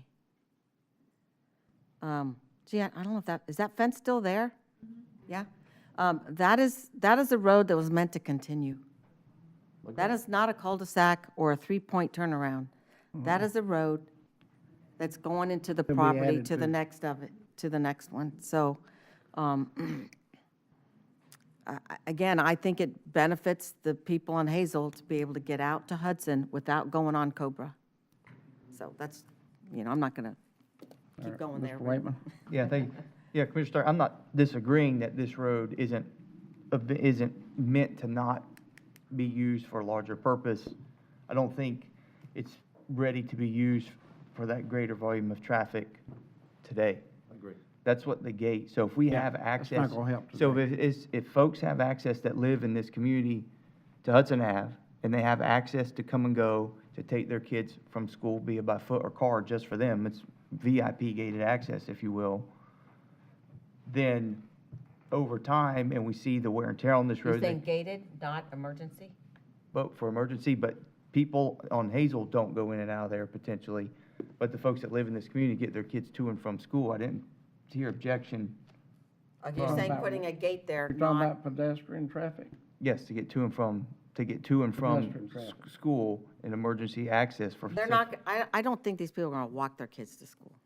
You don't know. We don't know. Maybe a golf cart. We don't know how they're going to get their kids to school. It's the parents' choice how their kids get to school. It's our job to provide the means for that. So I think a gated, at least for this point in time, is Gate, appropriate.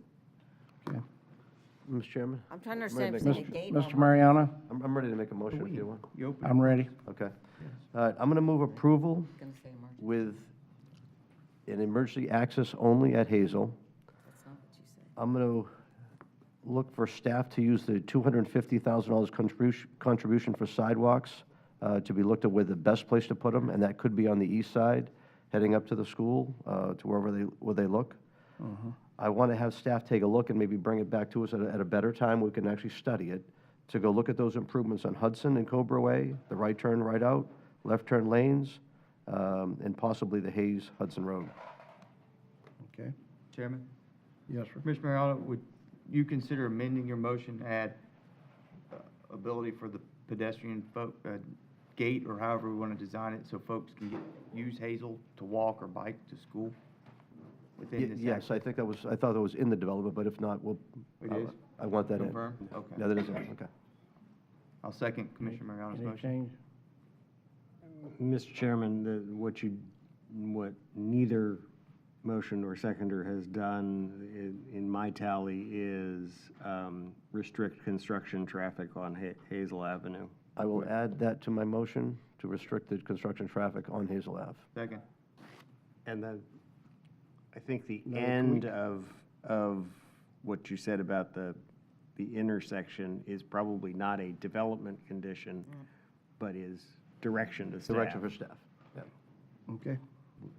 All right, With I those have a- clarifications, I'm fine. Thank you. I have a motion and a second. All those in favor say aye. Aye. Aye.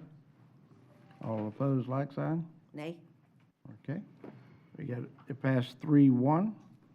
I did want to say to the residents, if you want to petition, there is a way to get streetlights on your light poles. I don't know how that happens, but Okay. there's a way you can get that done. All right. That ends the public hearing, and we move on back to regular agenda item, which is P40, I believe. R40. Hmm? R40. Oh, R40, excuse me, R40. Close. The right number. The right number. Oh, yeah, right, no, wrong letter. Right across the street. Indian Echo. Who's on first? Robinson. Get this right.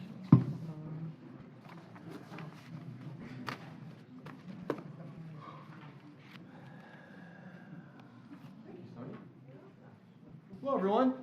Hello. Before I get started, I'm Spencer Conover. I'm the Assistant Director with Pasco County Animal Services. And I feel very blessed to be here today, although I've been with the county for over 6 years. This is the first time I've ever presented in front of the board, so I feel blessed to be here. Take it easy on me. But today we're talking about the proposed fee schedule update for the Animal Services Department, adopting a new fee schedule. The fee schedule sets reasonable fees for services provided to pet-owning public. The fee schedule was last updated in June of 2022. During that time, it was some minor adjustments just to cover the cost of medical increases for services that we provide. The fee schedule update reflects the increased costs associated with the care, treatment, sterilization of animals as part of our Save 90 program. The fees that we're looking at increasing are pet licensing for dogs and cats, owner surrender fees, boarding fees, quarantine boarding fees, annual registration costs for those large kennels, breeders, and pet dealers, and a new convenience fee for medications for pets returning to their homes. Basically, in the past, we had done a la carte costs for medical things. We're looking at one convenient cost for pet owners to get them out the door a lot quicker. So as you can see, this is current pet licensing costs as of this year, as compared to some of our surrounding counties and our surrounding friends. These fees have not been increased in over 10 years, although cat licensing was introduced in 2017.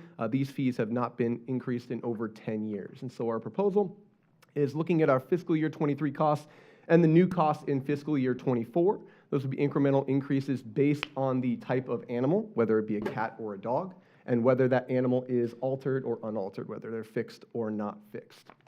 This graph shows, based on 2023 sales, what the increased revenue to our organization would be. It would be approximately, if we were to change this tomorrow, approximately an additional $422,000 annually for the department.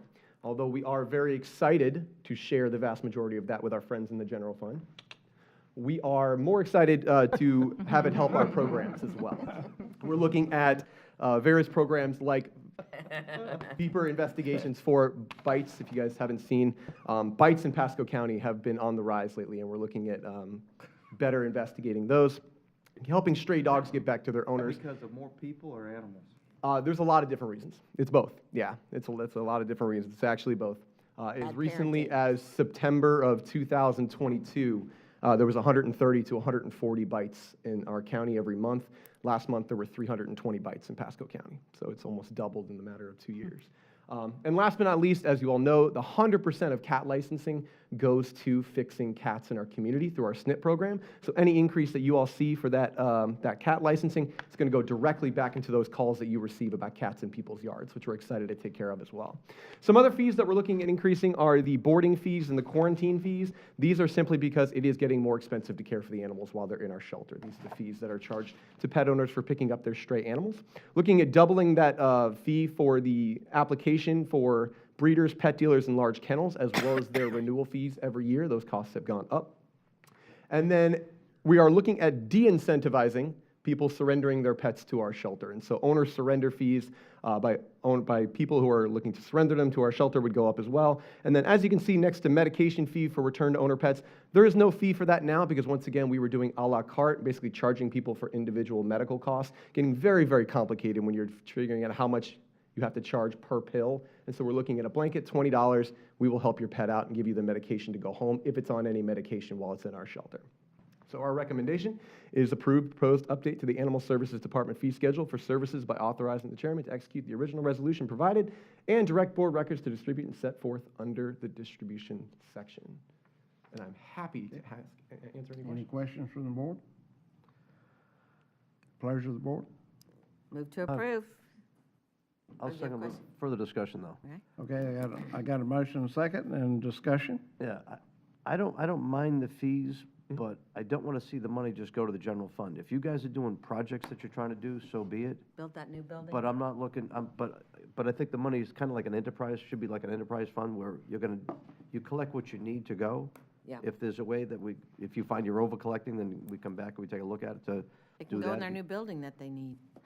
Whatever it may be, as long as it stays within, I don't want to see it just like be absorbed. Mr. So typically funds, thank you, sir. So typically funds like animal services are funded out of the municipal services fund, which is backstopped by the general fund. So typically we look to, like I tell my children here, reduce the subsidy of mom and dad to run your business. And so we look at that through the budget process on what makes sense and look at the overall health of the general fund and the subsidy that comes into the 104 fund. So these fees needed to be raised, so presumably that will offset some of the subsidy that the department currently has, but we'll certainly look at programs and look at what these fees are intended to, unless, during the budget process, the board wants to give some additional guidance on that. But I would suggest we take that up at the budget process, if that's okay. Okay. Good. We're good. Any other discussion? Seeing none, I have a motion and a second. All those in favor say aye. Aye. Aye. All opposed, like sign. Motion passed 4-0. Thank you. At this time, we will move to our miscellaneous business. Mr. Waitman. Thank you, Mr. Chair. So I'd like this, I don't know if Branford or whoever's in charge, so we had busted a water line at 41, Wilderness Lake Cross Street from Lynn High School, and it caused significant damage, and accidents happen, but it's all in how you respond to those accidents. David Allen's here, and it was pretty significant, and I just want to commend the contractor and county staff for working as timely and as quickly and as long day, diligently as they can. The emergency director, Andrew Fossa, was there on board. I mean, it was all hands on deck, and it was quite impressive by the time we got there to visit the site the following day after our meeting at Starkey Library for the budget workshop. Backfilling was taking place, hole was about halfway done, the red light was stabilized, just quite impressive, and wanted to say good work and recognize everybody for all of their efforts there. And so, floor is yours. Oh, thank you, Commissioner Waitman and fellow commissioners. Yeah, so thank you for that. It just really demonstrates our preparedness in terms of responding to those kind of situations. I think the one that happened about a week and a half ago was significantly larger than what we typically experience. And as such, it takes a little bit longer to get things quite back to normal. So our goal has always been to really restore the water first and foremost to the customers. We were able to minimize that. And then just to restore conditions, just because of the nature of the damage that we've had with this particular break, we're coordinating with FDOT on the repairs, and I think we're slowly and incrementally getting things back to normal. I think the overall plan will probably take about another 2 to 3 weeks to fully get that entire intersection back to where it was before the break. But again, we thank you for your acknowledgement as staff, and I really appreciate your support. Absolutely. Thank you. Mike Carballa, any other I was trying to pictures, get fun trying to get a videos? picture up right now Yeah. on it. I appreciate that. Yeah, the staff worked tirelessly. For those of you that aren't aware, that intersection is actually very critical. It's near our interconnect with Tampa Bay Water. If I'm not mistaken, there's probably an 8-inch, a 16-inch, and a 30-inch line under there. We're glad he didn't hit the 30-inch line. That would have been a very, very bad day. I think Sonia here's got a couple pictures here that are going to come up on it that just show the piece of equipment that actually got taken down, so that guy earned his submarine badge. But we're thankful for the utilities team being able to get out there, shut the water off. And David, I believe we only had, it was just that shopping plaza in terms of customers that were affected, correct?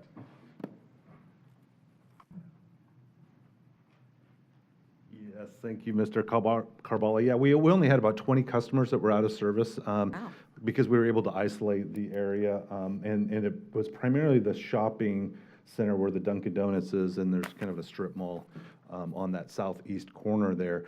And, we had to shut off water for the afternoon when this damage happened. And you could see the piece of equipment that actually hit our line, pretty extensive there, and it kind of got sucked into the ground there. Oh, wow. And we were able to get temporary services restored to those customers by the next day.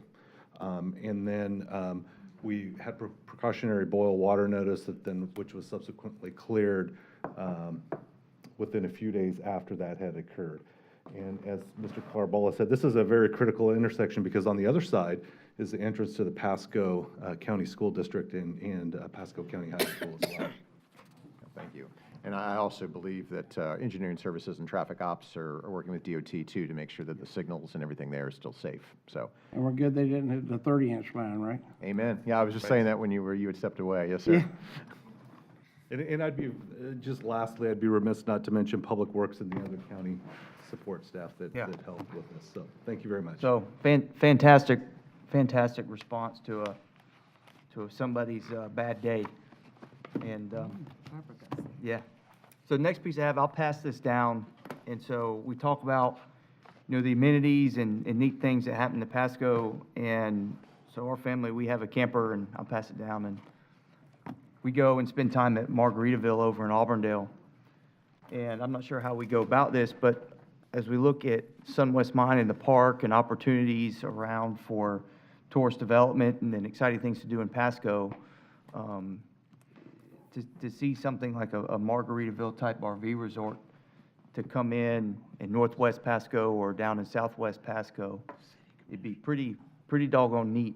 We got one coming, it got continued today, And, but it's. right, but there's opportunities out in the world, and if Polk County can make it happen, why can't we? We're a coastal county, and we have pretty blue water.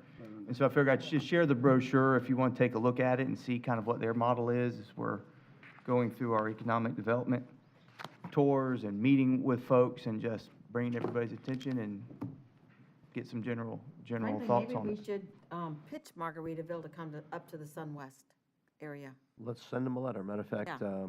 at the Scallop Fest coming up, one of the people we have up there is like a Jimmy Buffett tribute band. Oh, fun. So maybe we'll invite him up for that. Yeah. All right. Maybe- I've heard nothing but great things about Margaritaville. It's fun, and they do it on a couple of ski lakes, but I think Pasco, if we were able to attract, the Margaritaville Jimmy Buffett brand to Pasco County on our coast, we actually have a coast, I think it'd be just a fantastic draw, Let's start a petition. Well, I'll tell you You what, know how they do that for that Trader Joe's? yeah, that's a good idea. Let's maybe have the administration draw up a letter that we can each of us sign to say we're in support of you guys coming, we'll welcome you to come. It's worth a day trip. It's not but from here an hour drive if they'll allow tours to take a look at it. But I think it was an old blueberry farm that's grown into this, and it's pretty neat. I think we should set that up. Let's go set up a day tour. Yeah. Yeah, perfect. Yeah. And then lastly, I think I Chairman just want you to know I'm running the show. Fine. I wouldn't have it any other way. Got that hammer in her hand, folks. I appreciate my fingers. And then lastly, I believe Chair Oakley probably has pictures, but to the library team, I don't know if anybody's here. Sean McGarvey, Kathy stepped out, but everybody who went to the groundbreaking for the Wesley Chapel Library, everybody's just so incredibly excited, and great that everybody came and showed up, and Chair did a great job kicking us off, and I'll leave it to him. Well, But, he's gone, he's thank- gone. Oh, he left? Yeah. Oh, well. I'm very upset because I had a lot of stuff that I'm going over. But hopefully we get this thing kicked off, and excited to see it come to fruition, and, good work on my predecessor, Commissioner Moore. We and got a Commissioner wannabe right there. And Andy Taylor for working his way through the budget, from what I understand. And folks are just so excited to cut the ribbon. Hopefully, everybody can come in, 2025 is when we're thinking, 2025? So, good work on the library team for a successful kickoff.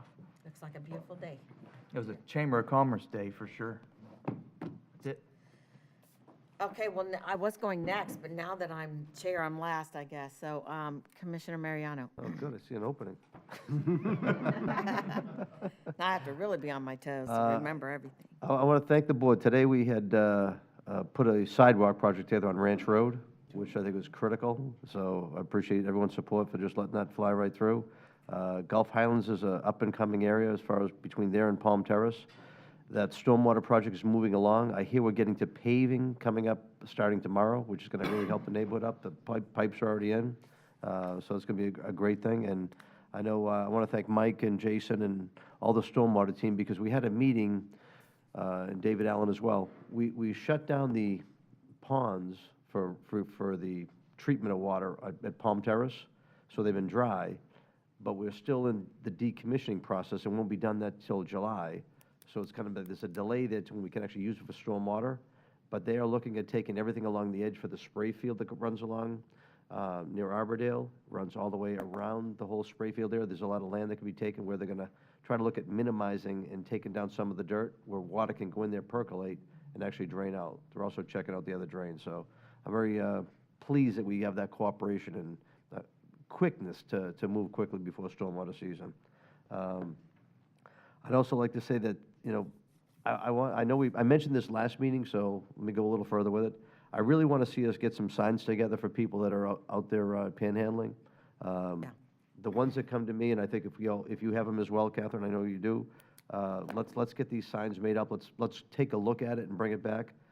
Beacon Woods at Walmart and US 19, there's always someone there.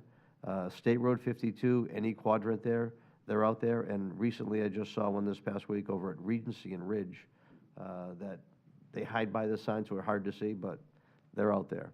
And if there's any others that you Trouble guys Creek come up and with. 19, always. 54 Yeah. Bruce B. Downs.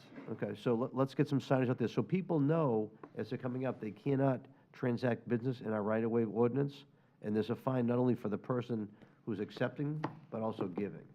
And I think that awareness might help a little bit to dissuade the behavior. And that's all I have. All right, who's next? I don't have a script. Mike. Mike. I'm good, ma'am, thank you. Oh. Jeff? I would ask Public Infrastructure and the County Attorney's Office have been working with outside counsel, bond outside counsel, and the financial advisor on a LIBOR settlement, some of the old investments of the county. There's a class action. We found that we had some of the qualifying investments. And I would like the board to delegate authority to the county administrator to sign the claim form. Approval. What's the number? How much is the claim? That I don't know at this point. It's a formula of what your investment was and whatever minuscule percentage you end up with it. And then For maybe just one square sod second. So you need a motion? He got it. got a motion, a second. Okay, sorry, I'm sending pictures to Sonia. Okay, all in favor? Aye. Opposed? All right, Thank you, that's it. okay. Yes. So I know the board is very passionate about veterans, so I thought it'd be a good opportunity to report out on Operation Stand Down that was held this last Friday. Was that this last Friday? It was, yeah, it was this last Friday. So it's, Veterans Court, and it's a collective effort between the courts, the state attorney, the public defender, our office, the tax collector's office, and it's organized by One Community Now. And we were able to help 26 veterans and dealing with 42 separate charges that would have potentially had their license suspended. So with the tax collector coming right out there, they were able to reinstate their licenses and help rehabilitate them and to get them on their way to rehabilitation and get them set back up. And so it was a great event, and just thought I'd report out on it. Thank you. All right, I don't know where to go. Photos first. Well, Sonia, can you go to Google Maps and go to the intersection of Mayor and Hazel, please?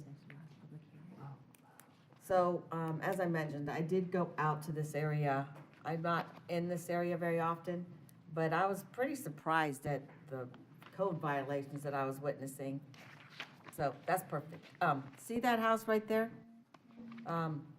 Well, go up Mayor, please. And this is residential, I want you to know. Keep going. That's a residential lot there on the right. And Commissioner, yeah, oh, look what's going in as we're sitting there. And okay, that's good. It's blocking the sign that says RV and boat storage, but they're actually storing all kinds of stuff. Can you go back out for a second? So, I mean, Jack, it's just a humongous code violation right there. You can see it right there. See it to the right, all the stuff they're storing on their residential property? And then go north on Mayor. And there's another one. Residential zoning. So I hope that maybe we can get code up in this area to do a sweep, but I think I sent you some pictures, Sonia. There's literally a boat, so that's me driving by. I meant to get the sign, but I didn't.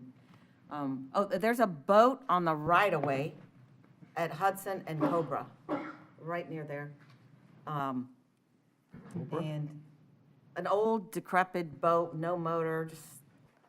It's on Cobra? That's on Hudson. But do you see the crosswalk there to get to Cobra? I know where that is. Yeah, I mean, it's just sitting there on the public It's on right-of-way. the south. No side one's of the road. stolen it, it's nasty looking, but maybe they're trying to give it away, I don't know. This is on Hudson. They have a continuous junkyard sale apparently, but they weren't open today, darn, the day I went by. But that's not legal either, so I would really hope that we can get someone up there to pay attention, because that's not fair to the neighbors in the neighborhood.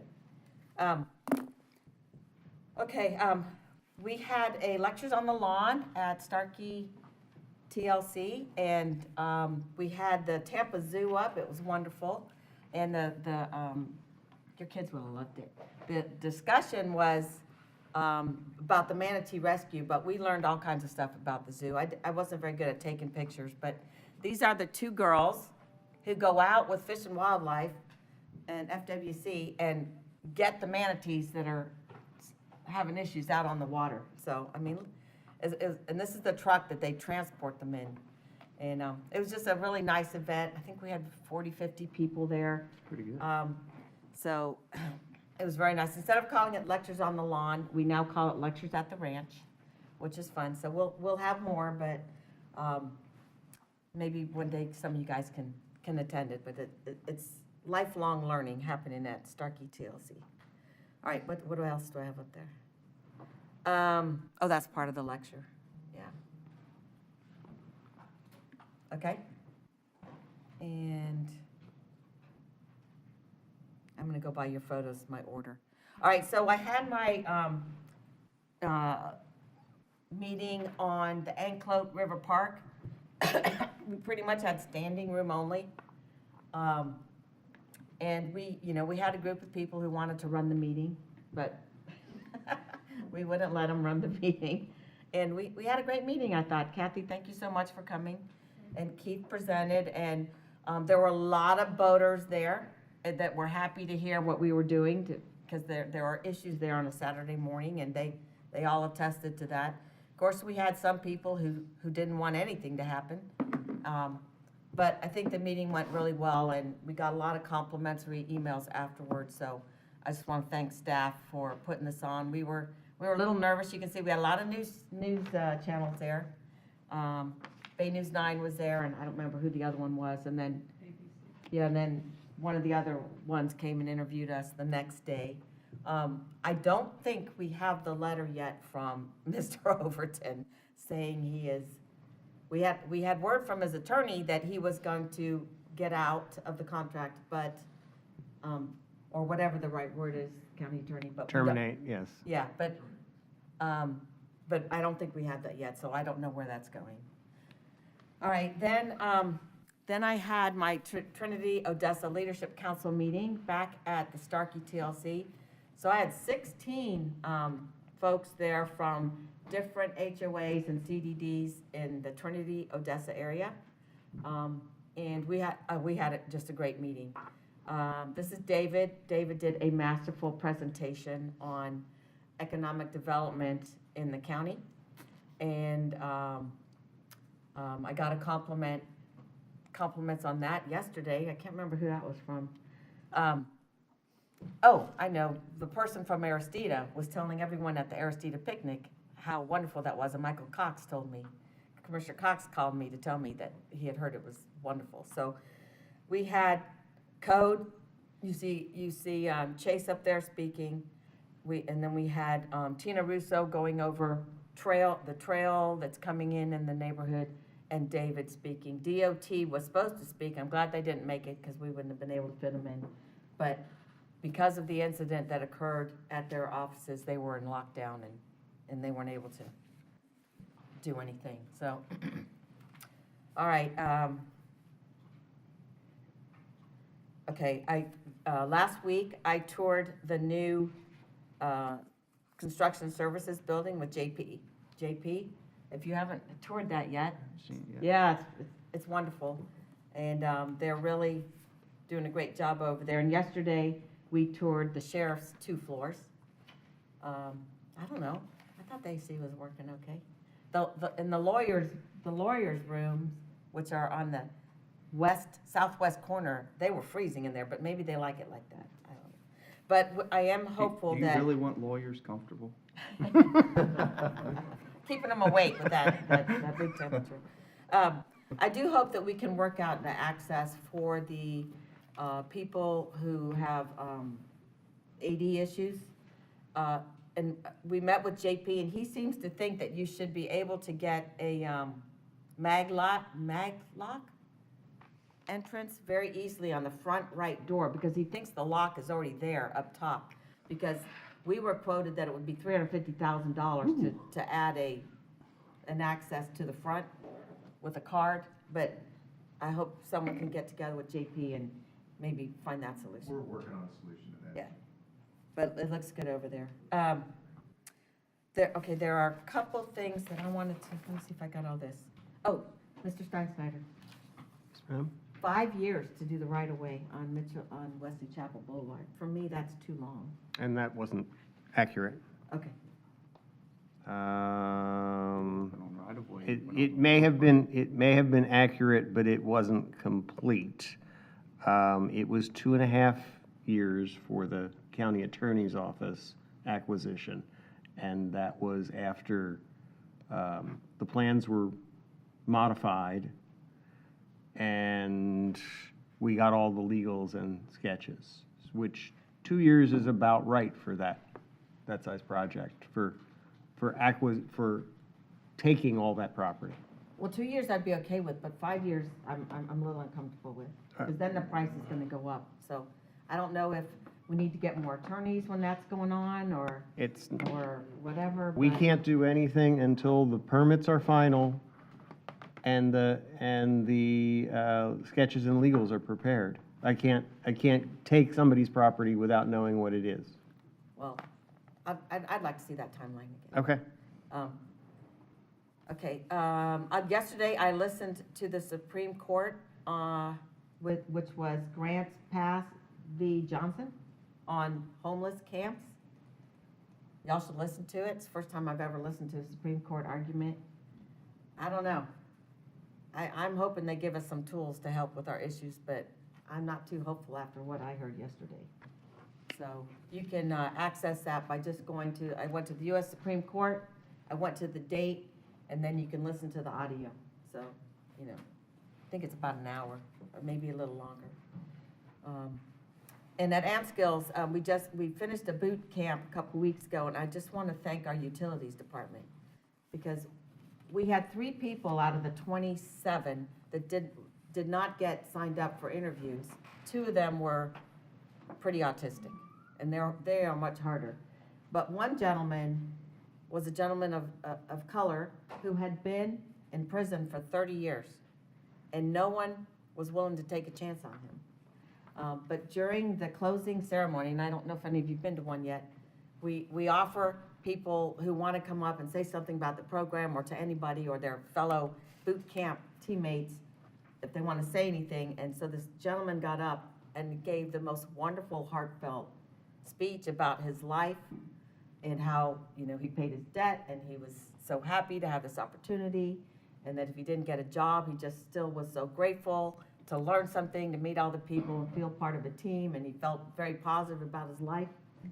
It chokes me up. That our utilities department went back and interviewed and hired him. Nice. So, it's beautiful. Lastly, I didn't get that picture to you. I'm gonna talk about this at the next meeting. I have a house, and I've showed pictures of this house on Flamingo before. It's the one that has all the junk on the trucks. They're metal scrappers. They just always have their yard full of junk. Is this the guy who lost his wife or No, something? that's my hoarder. Okay. They're from another country, and they don't speak English, and I don't understand what's going on in that house, but there's every inch of the front yard is parked with trucks. And I just wanna, I'm gonna take a few photos of houses in my district, and how many trucks or cars should be allowed to park in the front yard of a house? I feel that maybe we need to think about some kind of regulation. You're not gonna believe this when I show you what they do in their house. It's not fair to their neighborhood.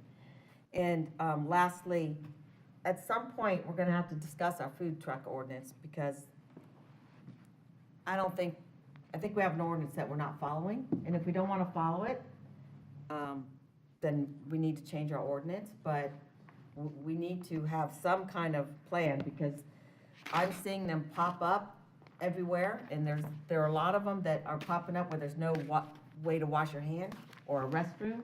They're staying there on people's property 24/7. They're starting to set up, they're growing. They're setting up tents and chairs, and they don't come down.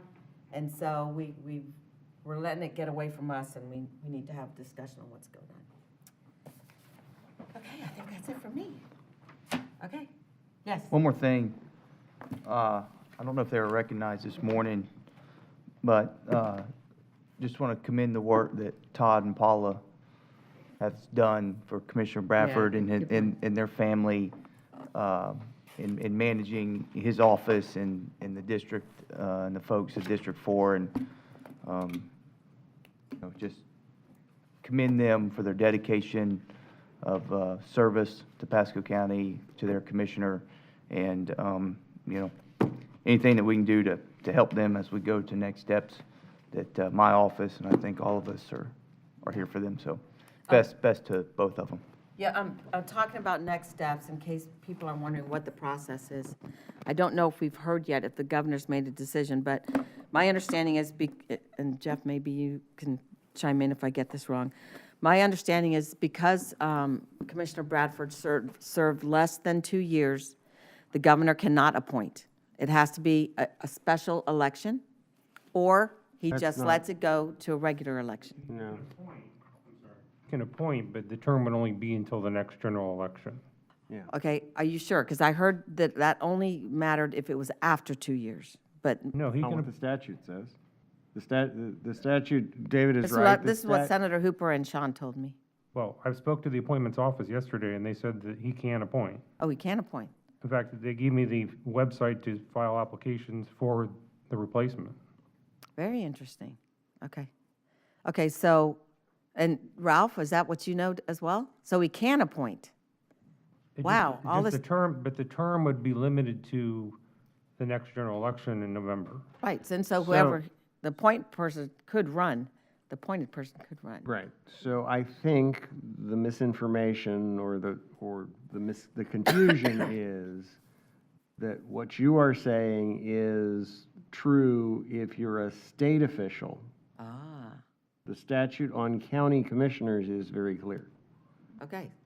So then, But to be clear, none of that happens until the governor issues an executive order declaring the seat to be vacant, which he has not done. okay. That will probably happen sometime in the next week. At that point, he could start taking applications for the replacement position. Okay, interesting. And then, but there would still be an open election for that seat. They would have to qualify in June. Right. Get through a primary if they have a primary opponent. It would And then run their with 1, election. 3, and 5, yeah. Yeah. Okay. All right, with that, we are adjourned.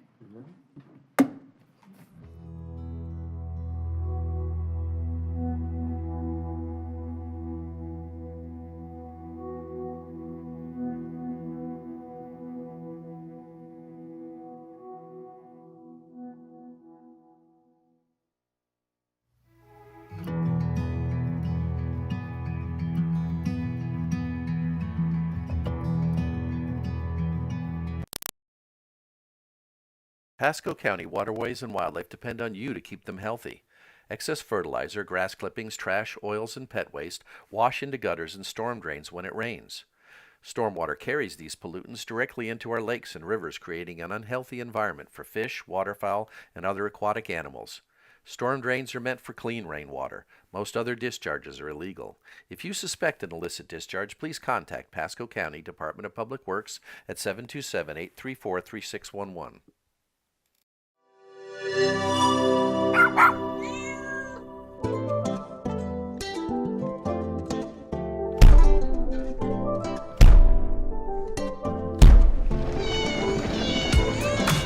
The average shelter return to owner rate for cats is less than 2%. That means if you bring a community cat to our shelter, it's not likely they'll end up being returned to their caregivers.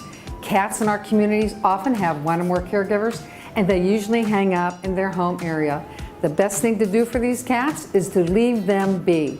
Share that message and you too can help battle pet overpopulation. If you're concerned the kittens have really been orphaned, meaning they haven't been moved, or you're sure mom hasn't been back in at least 8 consecutive hours, then you can step in and care for the kittens. Animal Services offers resources on our website about kitten fostering, spay and neuter services, trap rentals, and vaccinations. Whether you have a single community cat or a bunch of kitties, we encourage you to contact us at 813-929-1212 or through our website. For more information on our